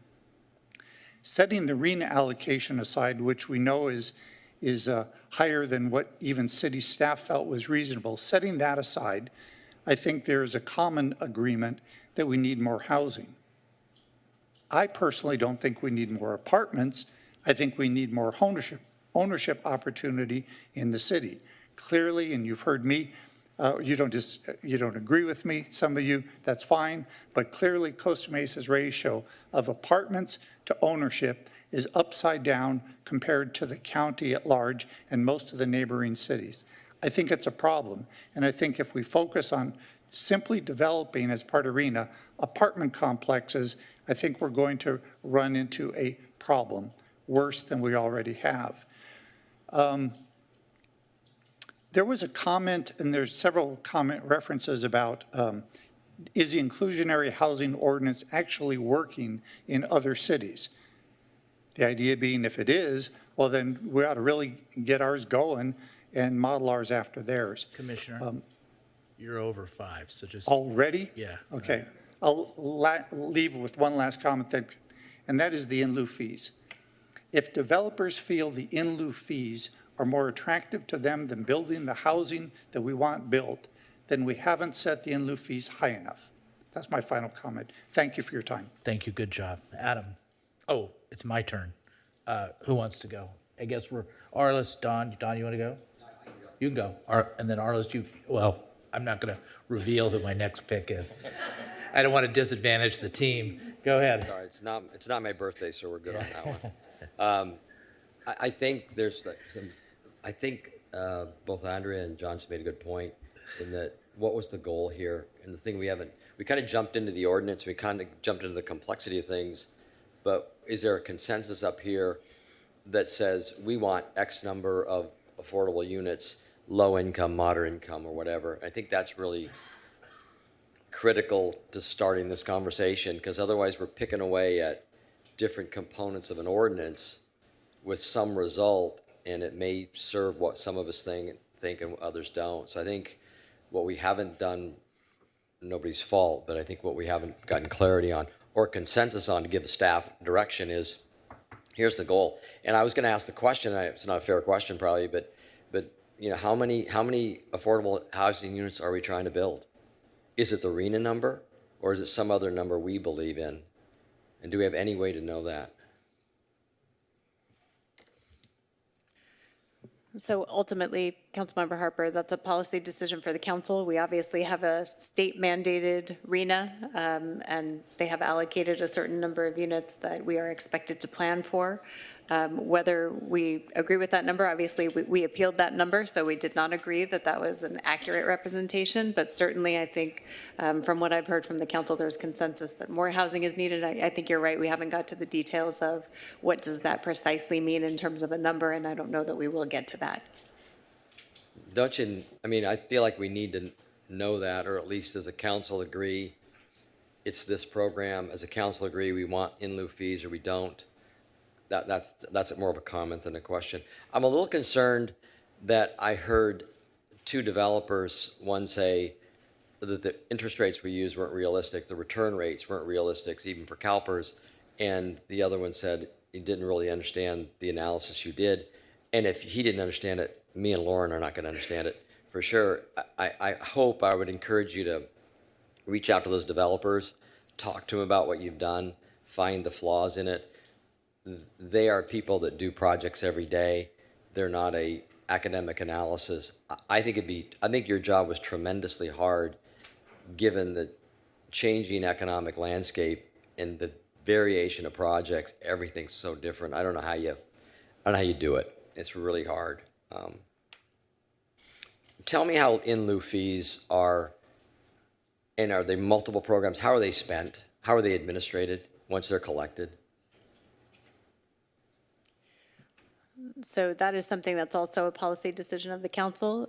Different cities have essentially written their program so that they can spend their in lieu fees in different ways. So ultimately, that's something that when we get to the next step of this, if we get to the next step, then we'll be deep diving into inclusionary housing and what the council wants to spend those fees on. So, there are a lot of options. So I'd add that to the list of things trying to determine how many affordable units we're trying to build, what level are they. I'd add to it, this council should get a consensus on, if we get in lieu fees, what do we do with them? How do we do it? And before you can write any program. What does work in our county? And how do we know it works, and why does it work as far as inclusionary housing? Do we have a city to model after? Well, I think one thing to keep in mind is that every city in the county is different in terms of their land use, their densities, their height limits, their demographics, their real estate values, their vacant land, et cetera. I think that you could look at Huntington Beach, who's had a program since the 90s, an official program since 2007, forgetting all the issues they may have currently with the state. They have actually, at a time when very few Orange County cities had affordable housing, they had 39 projects, some that had been assisted due to redevelopment, some that had been assisted due to inclusionary. And then the one that everybody always brings up is Irvine. Irvine has the benefit of, one company owning a lot of the land, which also makes that easier. They've also had inclusionary for a very long time, so it's been in their landscape. And so once these programs are in the landscape and then they're known to be one of the parameters that the development must consider is land values adjust to reflect that. So those two programs have been very successful. Santa Ana was brought up. Santa Ana was really, even though it had a production requirement, it had a very low in lieu fee, and that in lieu fee was very popular. Okay, I think the same question I had the last study session is, if pick a city you think is comparable, pick something, inclusionary housing ordinance that looks like it would work in Costa Mesa. I'd love to see you analyze that and say this one seems to work. Or maybe that's what you've done, but you've done it based on a model, not in another city. Can you tell? Yeah, I mean, I think that this program is unique. I've done close to 40 of these, and I always think the next one's going to be easier, and they never are. This one's different because it is so incentive-based as its fundamental premise, and the reason for that is that the densities that are currently allowed by the municipal code are lower than the densities in the other communities that surround you. And so that I think that comparing apples to apples, there's not another coastal city that has inclusionary, that is of your size and makeup demographically, that is similar, given those density and height limits. And so we structured this program to be very much an incentive or carrot-based program, as opposed to your surrounding communities where they're the more stick approach, which is there's no, in Santa Ana, there's an incentive because it's only done on rezoning sites. And then, as I mentioned, the in-lieu fee had been very low. But if you look at Irvine, you look at Huntington Beach, for example, in both of those cases, they're production-based and they weren't based on incentives. But they had higher density levels. I think you're saying you don't have one that you liked. I don't think one exists, honestly. You haven't seen a successful one in your opinion. I mean, there are definitely programs, like for example, I did the city of Chino not that long ago, sometime this year or late last year, depending on where you measure it from. And in that one, it was very much, we created overlays in Chino, and they had very similar densities to Costa Mesa, but very different home prices and rents, and very different land values. But they came up with the overlay system, depending again on how much density was being provided to, and so it's similar to Costa Mesa, but with all of those differences in terms of demographics, land values, and rents and sales prices. Okay. I guess the point I'm just continuing to make is, I do find that even though you'd like to think that they're going to be the same from place to place, they just never are. Well, we'd like to see something that works, and we go, copy that, because But I mean, I would tell you, I think that Irvine and Huntington Beach both work, but they work because of their own specific characteristics. within those cities, not within the project? Right, within those cities, because as I mentioned before, in Irvine, you have more height and you have more density. I see, I see. Last comment, I think one of the council members said they'd like to serve the people who live and work in Costa Mesa, but inclusionary housing and the ordinance don't require us to necessarily offer that housing to people that are residents here. There's no way to do that, is there? It's difficult to do it there are fair housing issues in requiring it to live and work in the city. There are ways to market more directly to the locality, but yes. So it's only through marketing then is how you do it? Yeah, but you're right. All right, it's fair, that's a fair response. Last quick question, if I got time, John. This confuses me. The housing element says our objective is to include inclusionary housing. The housing element says a certain percentage need to be affordable housing. At 10 or 15%, we never meet that housing element goal of 4,900 homes. How does that work? Is that a legal issue for us? No, I don't think it's a legal issue. The housing element is, obviously, it's a planning document. It's planning for housing production at the level that the state has mandated. We put a series of programs together. I mean, this time we had 47, and the last housing element, I think we had 8. So it's obviously a very intense housing element planning period. The idea is that the combination of programs in the housing element will get us, I think, closer to the RHNA. Ultimately, our job is to, from the state's perspective, is to plan for it, and that's the intent. Mr. Mayor. Thanks, John. Yes. Can I just respond to that? Because this comes up a lot, actually. This isn't the only program, to Jennifer's point, but more importantly, there's the opportunity for 100% affordable housing developments, like the nonprofit affordable housing development community develops. Anything that the city does on city land, we have a senior center project that's maybe in the works that's coming forward. And it doesn't include Fairview Developmental Center, as was discussed earlier. So the idea that this is the policy, again, that solves all the things is one that I think we need to, I was just asking the perspective of a document that we, signed off on, got certified, and said, yeah, the numbers never match up. And people have brought it up numerous times. That's why I'm asking. They have, and I always want to respond at the time when the public brings it up. Thank you.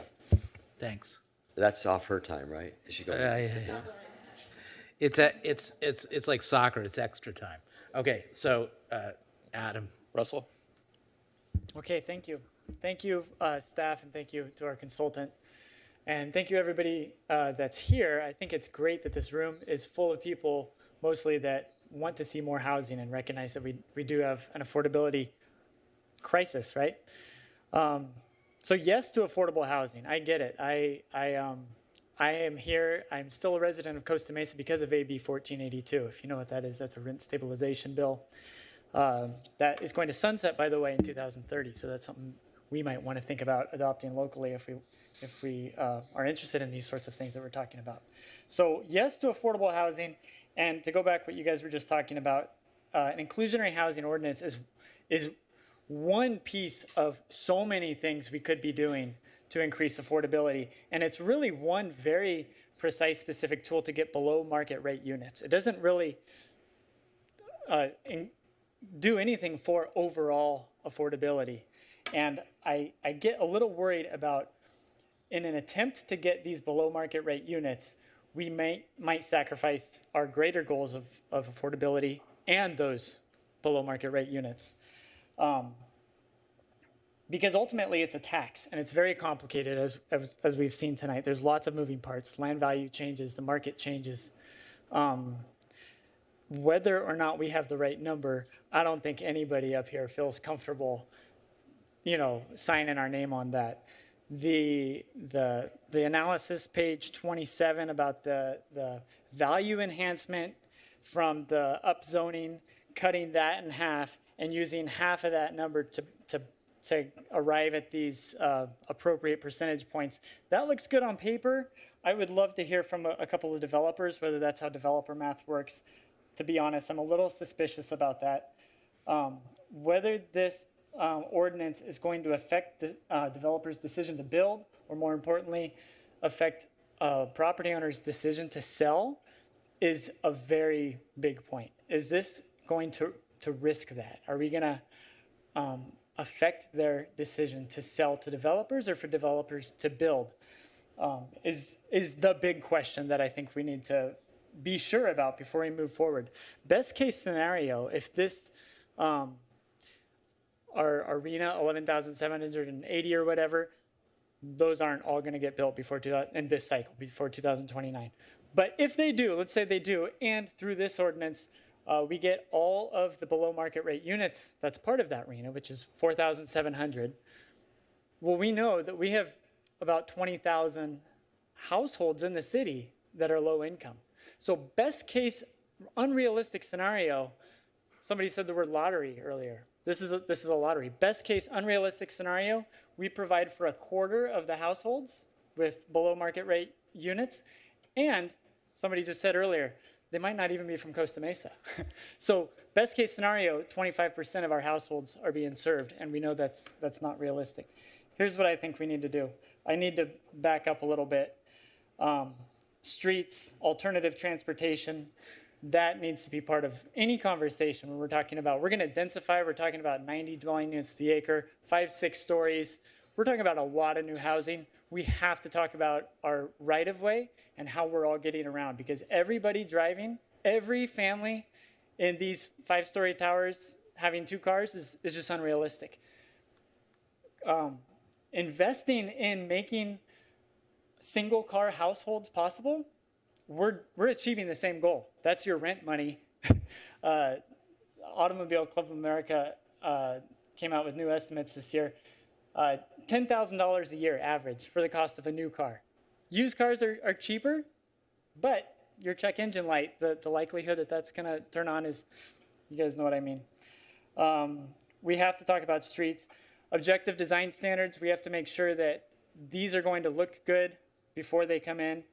Once we get our streets right, once we get our design standards right, then I think we need to unleash supply. We need to reduce or eliminate parking minimums.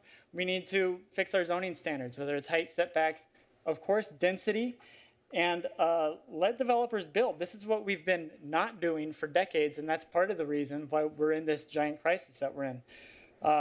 Lastly, invest in other approaches. So other people have been asking, say we have all this liquid money, we have this affordable housing fund. I would love to know, in this context of figuring out inclusionary housing ordinance, what are we already doing as a city? What are the programs we already have available? What's possible? How much is needed to reach whatever goals we have? And how much is this policy or any other policies capable to close those gaps, to get us there? I'm going to save the rest of my comments for my second bite of the apple. All right. So, Arliss, you want to take your first bite of the apple? I'm going to try to do it all in one bite. We'll see. I feel like we're in the Garden of Eden or something. You're inviting me to Right. bite the apple? Yeah, I'm the serpent.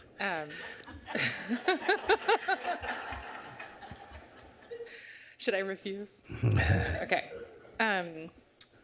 There's a lot of comments that I want to pick up on. I think I'll start with Russell's comment, which I really appreciate, just to remind ourselves that we're in a housing crisis. Right. This is not something that, I think all of us just wanted to do. We're really responding to what we understand in Costa Mesa to be a real crisis of housing stability and housing burden, which has many, many, many downstream effects on everyone who lives in this community, and people who work in this community as well and can't afford to live here. So we're in a crisis. I think this inclusionary housing strategy is I'm supportive of it. I think it's one of many strategies, I guess one of 47 strategies that we have to address it, but I'm supportive of developing a inclusionary housing program. I want to step back. Several others had mentioned, sort of what is the overarching policy goal, or what are we trying to accomplish overall, but specifically with this inclusionary housing ordinance. And so my preferences, and I think they're pretty aligned with what I heard Andrea describe, an affordable housing program. There's got to be construction of units, but the overall goal, in my mind, is really to improve housing stability in the city, reduce and eliminate the housing burden for the residents who live here, eliminate the overcrowding that we heard about from some of the commenters earlier, and really supporting residents and workers who are in Costa Mesa now. So that's what I'm hoping to accomplish through this and other housing programs, and where we have notes about managing and monitoring the program and making sure it's effective. Those are the things that I would be looking at to see if we're successful in our housing program and efforts to address the housing crisis in Costa Mesa. So some specifics. I do think the focus on very low income, I agree with that. Supportive, I guess, of having options in terms of the set-asides, but I think a very low has to be one of those options. So a combination of low and very low, or only very low, would be where I'd land on the set-aside. I agree with creating a citywide ordinance, but I do think it may be appropriate to have specific requirements in areas like north of the 405 and at FDC, where we can where we would push for higher density, be comfortable with taller buildings, and probably even further reduced parking requirements. I think we need to push, we have the opportunity to push for deeper affordability in those areas. Very supportive of looking at our parking requirements. I think that's long overdue, something we talked about even before COVID hit.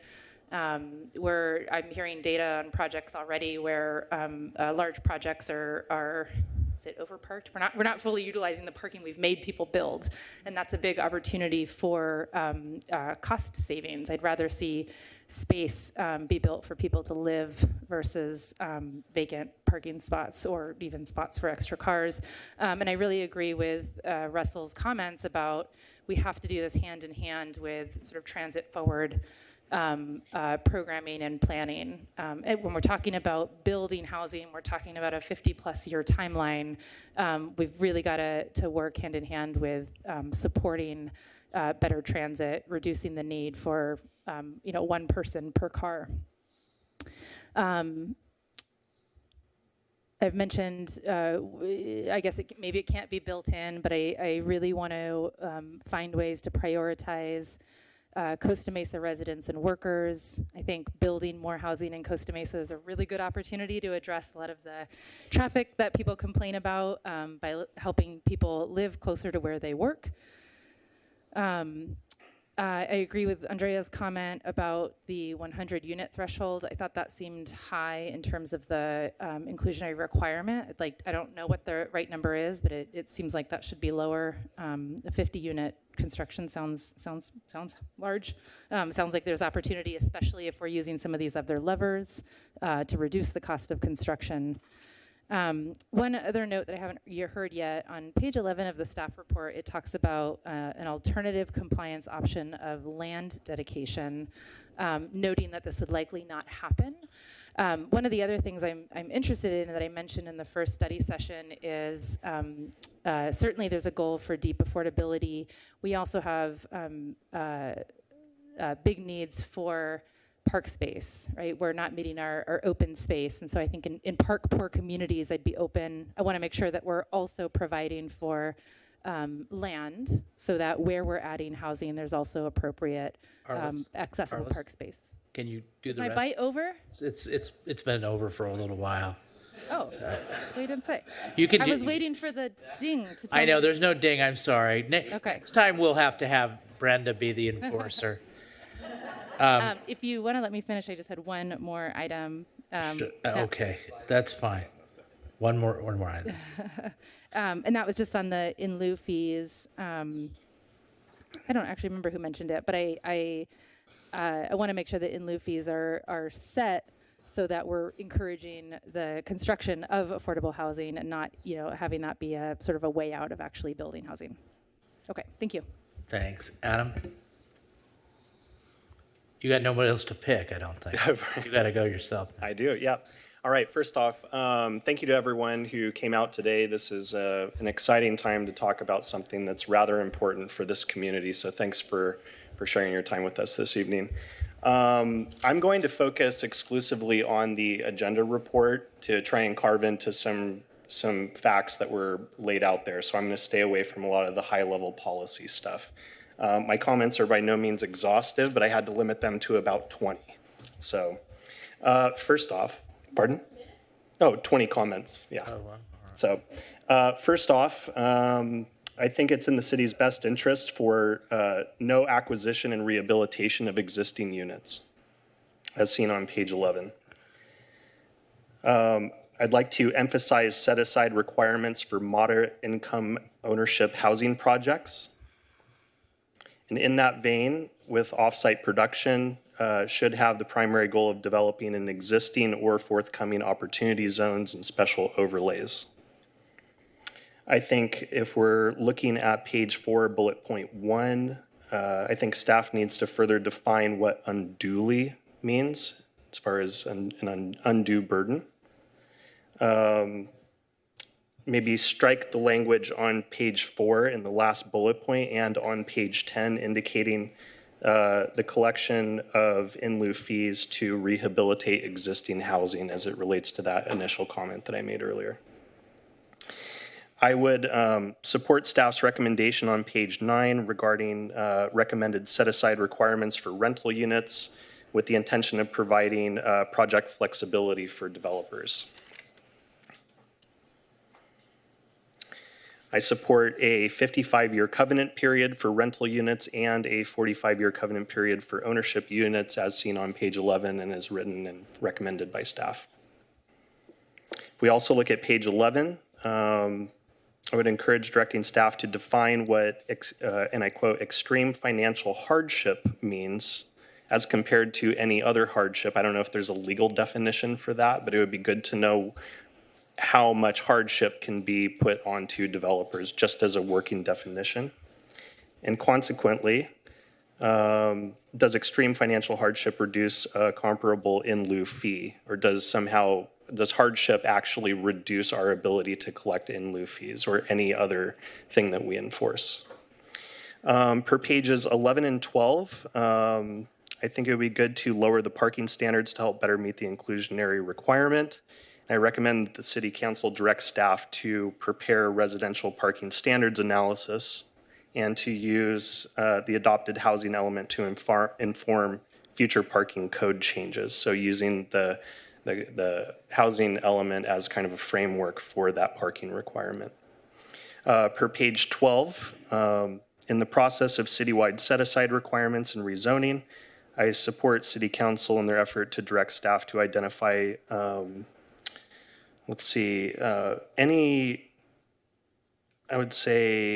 anything that is within our zoning code that inhibits the acquisition of real estate for building affordable housing. Per the recent stakeholder feedback on page 12 and 13, I believe it's in the city's best interest to discourage in lieu fees whenever possible, particularly in housing developments with over 100 units. And I believe very strongly that affordable units should be built on site whenever possible or through off-site production. Per the conclusion on page 14, I support City Council's efforts, should they choose, in directing staff to draft an inclusionary housing ordinance for consideration. Per attachment 1, page 2, I support high level of home ownership housing developments, particularly in North Costa Mesa. And I'd like to go back to our general plan and land use policy 1.3 as a reference to say that it is a policy goal of ours to balance out rentership and ownership opportunities. And in Costa Mesa, it's disproportionately more in favor of renters. So we're devoid on the ownership side, which is why I emphasize the ownership in the first place. In the same attachment, page 3, recommend setting project threshold size to 5 units. With in lieu fees applying up to, with in lieu fees starting after that point as well, but also at the 50 unit threshold starting to kick in for on-site production. And I got, I think, one more, if that's okay, John. Thanks. Up to 19? Okay. Yeah. Yeah. Funny. Yeah. Drum roll, like Yep, David Letterman? I know, David Letterman? I know it can be a little dry. Okay, and lastly, on page 5, I concur with staff that the in lieu fees be used, if we do collect in lieu fees, to support the first-time home buyer program, although I do believe it would be more meaningful to have guaranteed units built. And that's all. Thank you. Wise one. All right. You can start, Mike. Yes, I will. First, I want to thank staff for an excellent staff report. I appreciate the information as well as how you framed the issues. And to our consultant, Kathy, thank you for your volume, your tome that I got to read in detail. Let me just start with the kind of direction, and then I'll talk about, maybe I have some questions. So as far as, start with, in no particular order, parking standards, yes, I totally agree. We need to address that. It's been a long time coming, and I'd like to see that get in place sooner rather than later. As far as affordability levels, I would agree with a very low income as being a certain policy goal for us, although I would also appreciate some flexibility for the applicants in figuring out how to provide that. On rezoning areas, whether this applies to citywide or to the Measure K locations, I think practically speaking, it's only going to apply in Measure K. I'm comfortable with a citywide approach, but I don't want to overcomplicate this. You know, I think it's too early for development of the ordinance itself, and I'll explain why in a moment. But I do have a question in an area I really want to focus on, and I think Russell touched on it, which is the piece of the development process that we really don't have a lot of representation from here tonight, which is land acquisition. To me, this is really the critical trigger. We can talk about the outcomes of housing, but if land is not made available to purchase by developer or home builder, then we've failed. So I think we should focus on how do we incentivize that. And where I have a question, Kathy, is on this, where's that identified in your analysis?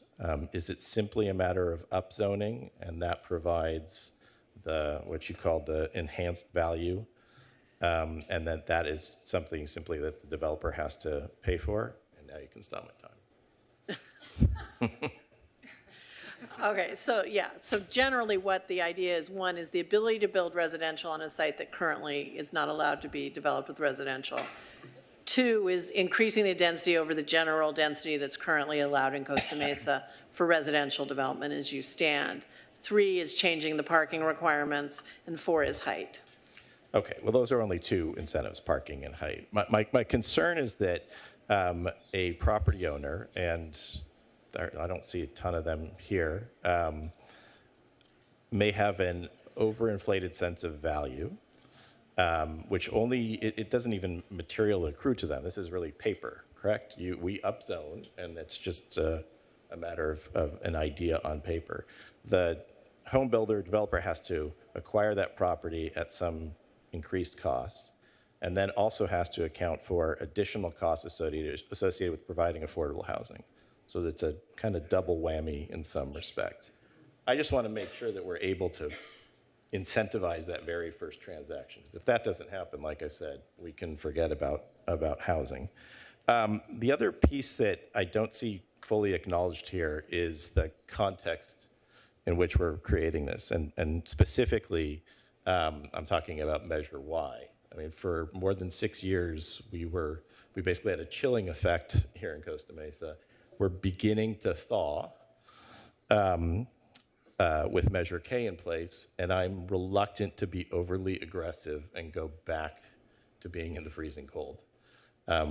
It is very competitive and very expensive to acquire land here, and I want to make sure we are doing this.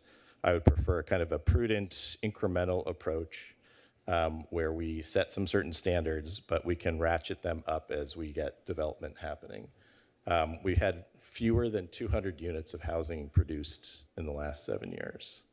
I mean, that's nothing. I mean, it's significant for the people who occupy those homes, certainly, but it is not a good indication of how we can move forward. So I think even at looking at all these different cities, it's very hard to make any kind of comparison. And to Dawn's point, it would be great if we could find an analog and just, replicate what's there, but Costa Mesa is very different. So I do agree we should have some kind of phased approach where we have some time to prepare and then evaluate. I think that's all I have at the moment. Again, my overall thought is that we do need to, repair our market here. It's just been trashed for the last several years. Thankfully, we do have interest. We have developers and builders who want to invest here, and I want to continue that. I just want to make sure that we are able to provide well-designed housing for our community that's thoughtfully planned, but actually gets built. I'm not interested in just a general policy. I want to see something change on the ground. And I think that's what our constituents are really asking us for. 4 minutes and 45 seconds. All right. So you want to do me? There you go. Okay. So I will time you. Yes. You time me? I know. Yeah. All right. So I'm going to go in a completely different direction. We talk about what's working in this city, what's working in that city, and I really want to focus on Costa Mesa and talk about Costa Mesa specifically. To use the fruit analogy, while I think that this is important and I appreciate all the work, I think what we're doing with leading with this program is going after the high-hanging fruit, okay? We have a concentration of property owners in the city. Sakioka, it's good to see you here, George, Segerstrom, Shaheen Sadeghi and his at Sobeka, Manny Koshman owns Trinity Broadcasting Network. We have the Hive that's coming up before us in our next meeting for a planned screening. We have other, including the Irvine Company that owns offices that might possibly be able to be converted because the office market is in the tank. I want to make sure we talk so frequently about engagement. Okay, that's something that's a principle that we have, I think, around here. We want to engage. I want to make sure that we're engaging with all those property owners before we do anything that's going to impact their willingness to develop units on Home Ranch, George's property, Shaheen today. Those are the areas that we have that are under ownership, as Jeff said, that don't need to be purchased, right? So to say, well, we're going to focus on, what do we have to do to see if somebody who owns a parking lot is going to be able to sell? I mean, that's a heavy lift. We know these people. I've got all of their cell phone numbers. Okay, so let's have meetings with them. Let's talk with them directly, and also when we talk with them, let's listen to them and what their interests are.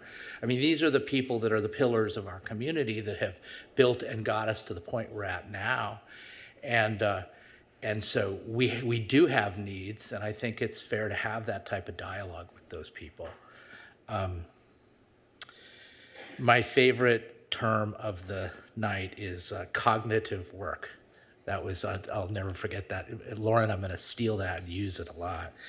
So I've done a lot of cognitive work on this, but I'm not very far along with it. I don't really understand how adopting this, I just can't get it, how adopting this is going to get us more units of affordable. I'm not saying it's not.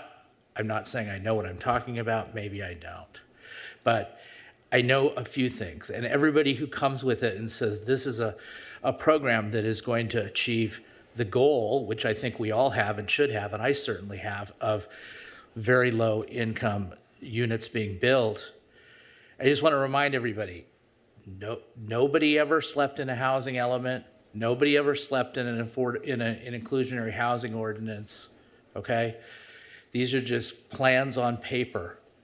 We have to build these units, and there's so much to it. I mean, to thread a needle is harder than to get somebody to build in Costa Mesa or anywhere in this environment.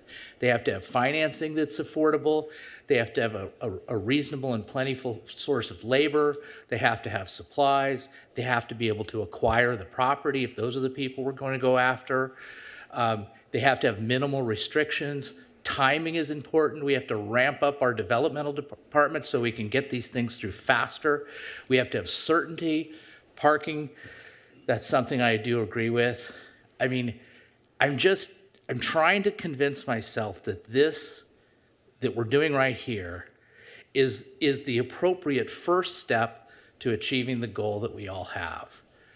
And I think the work that we have to do more than anything else is to engage with our partners, longstanding partners who really basically built the whole city. So let's go back and say, we've got a problem.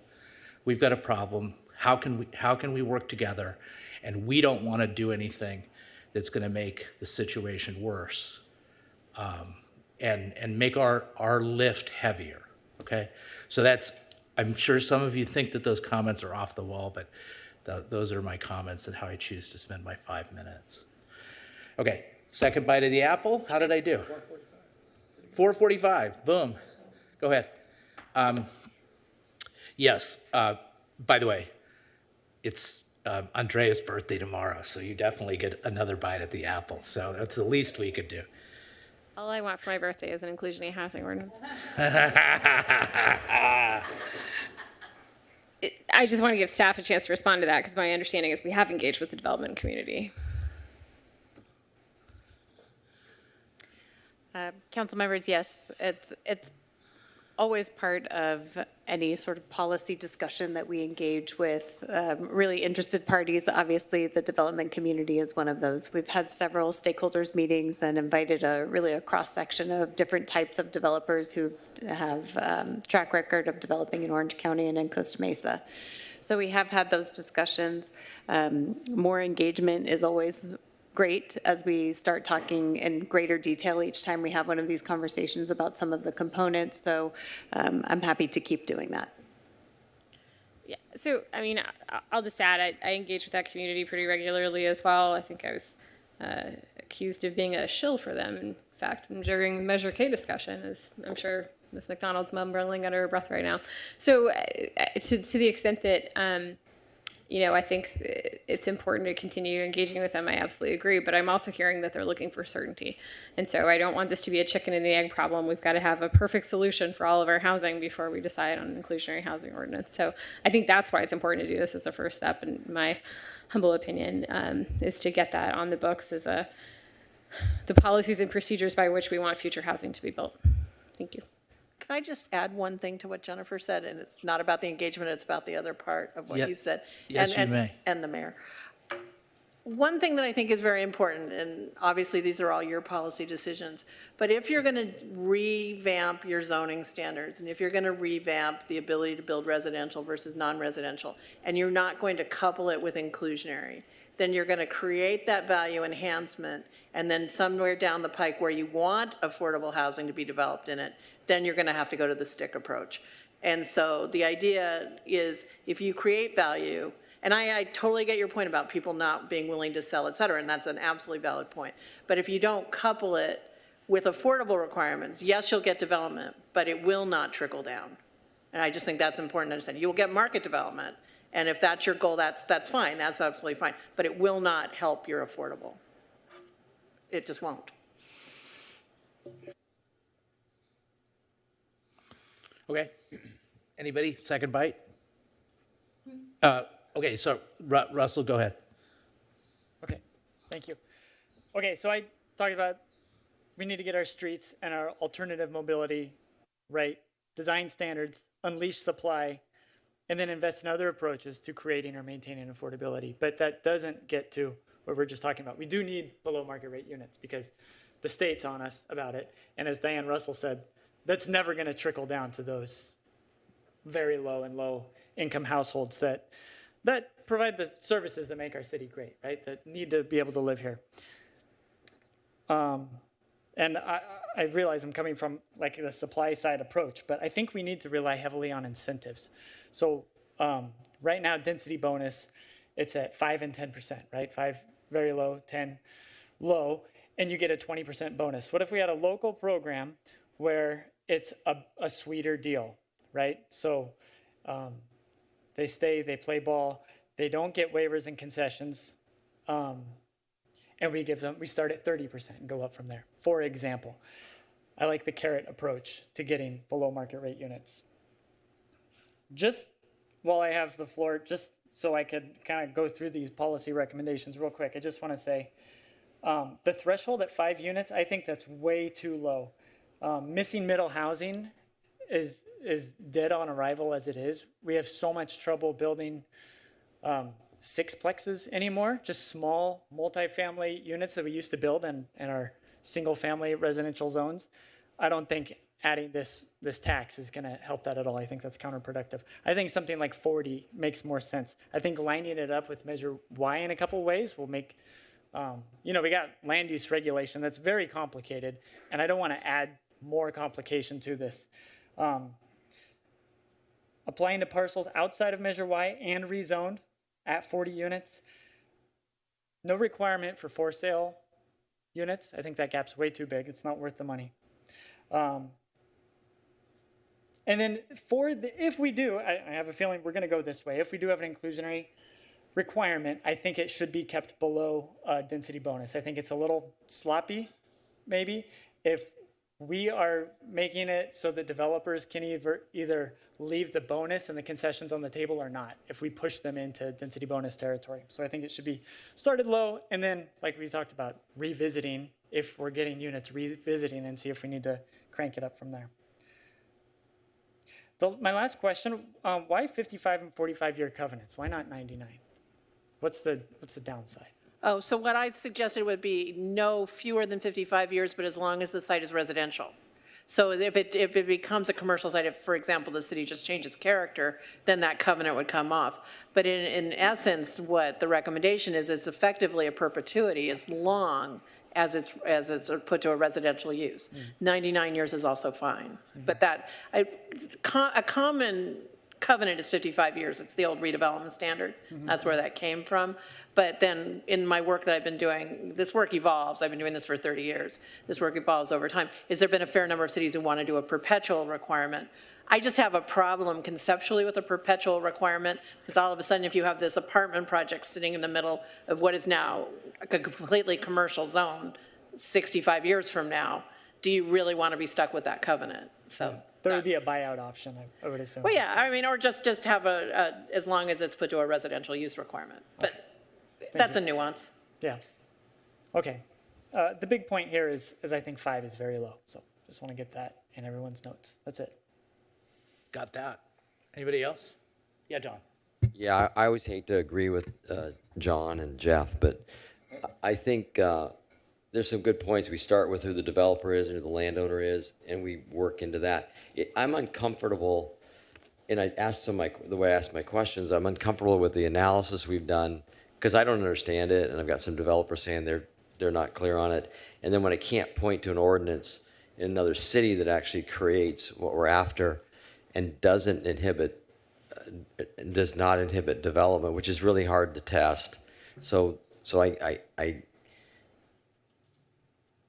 haven't got enough information to dispute it. So with that, I'm a little uncomfortable trying to write an ordinance to slow down building that's not occurring. And so I'd like incentives to encourage building. I could support that. I want to support some low-income affordable housing. We are going to see it. We saw it with One Metro West. On their own, they offered it, and we know with the Hive, they're going to offer some affordable housing even without an ordinance. So that's kind of where I'm at. And that's all I got to say. Thank you. Thanks, Don. Anybody else? Okay. John, go ahead. Thank you. Just 2 comments. So I definitely agree with John's suggestion about meeting with the major developers that are largely responsible for the city being what it is. And as part of that conversation, an aspect of it that I'm interested in is what would be the incentives that would help them build for sale housing, not just more apartment complexes? I'd be interested in knowing the answer to that question so we can get both production and address the imbalance in ownership versus rental. And Jeff's comment about being, not his word exactly, but being conservative about not having this be the first olive out of the jar, let's get some production going. You can always come in with an inclusionary housing ordinance later. Although Kathy makes a good point, if you upzone everything and don't couple it with an obligation for affordable housing, maybe you miss an opportunity. But I think there's a way to calibrate or sequence or gradually get there. And the last thing on parking standards, I'd be very interested in knowing where there is a residential development that is overparked. I'm unfamiliar with that. I'm unfamiliar with commercial developments that we've approved that are overparked. If that's really the case, then I'd ask, why is there so much demand from our residents for permit parking? Why did we take a street like Randolph and have to put parking in the middle of it? I think to say we're just going to eliminate parking standards so we can get more housing is a great concept. It's a great idea. I think there's some impracticality with that. It's even in the staff report from the consultant that doing that, the developer's still going to build parking. Why? Because who wants to buy a unit that doesn't have parking if they own a car? And if the developer's going to build parking anyway, wouldn't it make sense that our parking standards be more aligned with what they say the market actually is for parking? And if we're going to allow the developer to decide how much parking they build, I think that should come with a caveat that says, and you can't have overflow on public streets. You can't have overflow in neighborhoods and adjacent properties. So if you underpark your project, that's fine. That's on you. Those are my comments. Thank you. Mr. Mayor. Yes. Can I respond to the comment about we have no examples when we're literally sandwiched by both Huntington and Irvine. Yeah, just go ahead. You can do it. Can the city manager talk briefly about Huntington's inclusionary, please? Oh, sure, thank you. Good evening, everyone. Just having worked in Huntington for 9 years and being the CFO and then the assistant city manager, I have firsthand experience with the inclusionary housing program in Huntington Beach. And while each community is different, I can tell you that Huntington Beach's program has had resounding success. Not only was there a significant amount of affordable housing that was produced, it was viable for developers, and it was also very good for the community at all levels of affordability. The In Lieu program was also very successful. I mean, we monitored the In Lieu fund on a regular basis, and we could use those monies to supplement other programs or even to look at parcels that we might want to purchase to do smaller projects, a veterans housing project or a senior housing project, where we could purchase or acquire some land and have a developer build that project out for us and help a smaller cohort of units to be developed for some of our most vulnerable populations, namely seniors and veterans.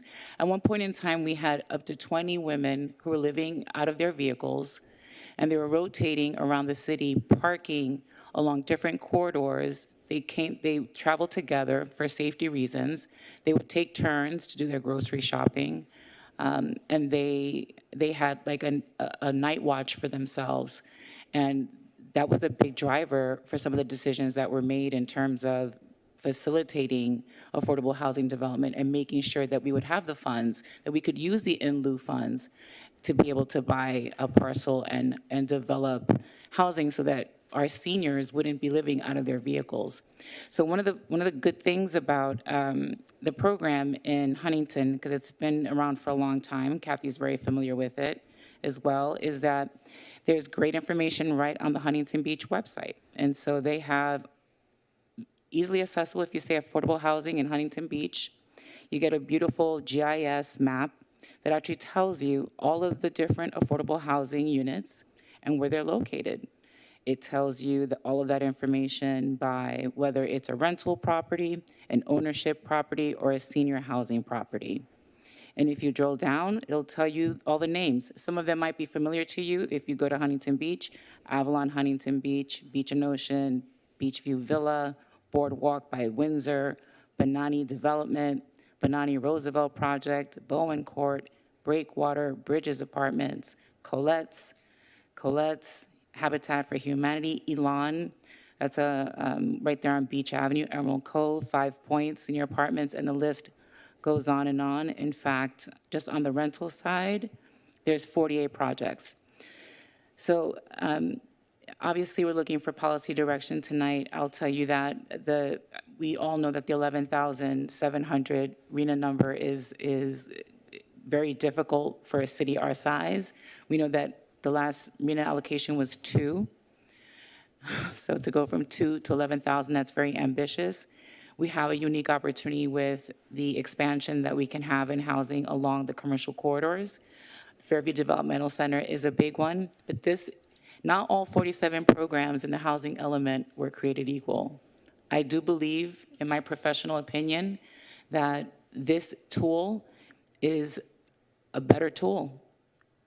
It's a heavier tool. And it's a tool that has been very well utilized by other cities. Every city is unique, which is why Kathy's analysis about what would work for us is so key.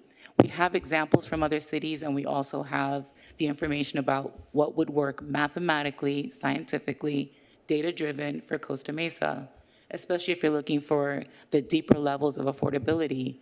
And we hear families coming to the chambers every night. I usually don't give a passionate kind of feedback to you because you're the policymakers. One of the things that I love about our city is our passion for the community. And we see that there are families that are desperate and in need. And they even have shown up at City Hall and have asked for us to help them. A man was here, maybe 4 months ago, and staff would know better. We left a meeting, he was here, he had a big black garbage bag, and he was here with his daughter, and they had just been evicted, and they had no place to go. We paid for them to stay at a hotel for 7 days. We can help people with an inclusionary housing ordinance. I've lived it, I've seen it, I've participated in it. It's some of the most fulfilling work that I've ever done. Excuse me, can I respond? Because Yeah, of course. this was directed at me. Sure.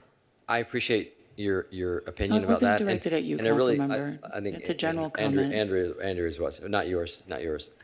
The question I asked, the point I made was that, and I tried to get to, is it Huntington Beach to copy? Great, show us the data on that, and we can copy that. That really was my point, that I didn't have one that I really could really have confidence in. It wasn't to say that it doesn't work somewhere. I was just looking for that place where it worked. Yeah, And if I can validate it works, then me as input on this, I can confidently say that works. So that was my only point. Yeah, and I think that's useful. The data that you gave us just now is some of the most important, I mean, respectfully, as some of the most important information that we received and that I think I received. But I'd like to drill down on it a little more. I mean, I'd like to have that list. I know I'm supposed to maybe just send me the link or something. I can use my, cognitive work to go through it. I just want to make sure a couple people, the thing about you, John, the comment you made about parking, I think that there's some truth to what you're saying. But remember, a lot of the parking pressures that we're seeing, especially in multifamilies, because the cost of rent is so high, so many adults with cars have to live in one unit. So oddly enough, it may seem indirect, but trying to achieve some affordability, housing affordability will relieve some of the pressure on parking. I do believe that we need, as I said, I don't deny that we need very low units, and we need to address this. And I want to take it one step further. It's going to get worse. Okay, it's going to get worse. There are going to be more people evicted because, without getting way past my 5 minutes, we've made a lot of policy decisions in our country over the last 30 or 40 years. They affect senior citizens able to live. Hardly any of them have pensions anymore. They're getting older, and we're going to see a lot of seniors on the streets. So the people that we're ministering here and we're trying to address are people. We're not talking about, people there's a lot of, criticism about people that are poor. They say there should be a war on poverty. Really, there's a war on the poor. Right? Well, the poor that we're going to see in the next 5, 10, 15 years are people that have worked hard their whole life, but they don't have anything to fall back on. And they're going to end up on our streets. And there are mothers and our fathers and our grandparents. So we do need to do something. And I don't want any of my comments to suggest that I feel otherwise. Okay? Anyway, that's all I have. Anybody? Oh, yes. I'm taking my second bite now. I appreciate those comments, and I've been wanting to bring it back to the people of Costa Mesa. I knew I'd be restless tonight if I didn't sort of address a couple of the comments we heard about, the landowners. Thank you for being here. Thank you for engaging this process. I know our staff have engaged with you. Landowners are one of the groups that have made Costa Mesa, but when we talk about why Costa Mesa is great, it's all of the people who live here. It's the people who've built the single family homes. It's the people who work in our restaurants. It's the aspiring chefs who start with a taco truck that turns into our first Michelin star restaurant. It's the people who volunteer for PTAs, who coach kids in sports, who volunteer for our CERT programs. All of those people are the people that make Costa Mesa great, and that's really who we're trying to serve at the end of the day. I think partners help make our visions happen. Costa Mesa is great because of the people that live here, families that have lived here for generations, people that are moving in and contributing to this kind and caring, dedicated community, and we know from the data that we've collected through our housing element how many of those people are struggling. We're losing families from Costa Mesa who've been here for a long time. Those who are trying to stay have less and less money and time to invest in the community. So losing those people from Costa Mesa will hurt our city. So I just wanted to reinforce that those are the folks who make this city wonderful. And I appreciate Russell's comment earlier about, how do we help small developers? I think we've got a small group of very large developers because our policies have made, only large developments possible. We've kind of restricted the ability for small developers to operate because of all of the things that contribute to the cost of housing. And that's why I want to see us move forward with this inclusionary housing program and affordable housing strategies overall to protect the people who live in Costa Mesa, and invite, as soon as possible, all of the other strategies that we have in our housing element to reduce the cost of housing otherwise. So, thank you. All right. Amen to that.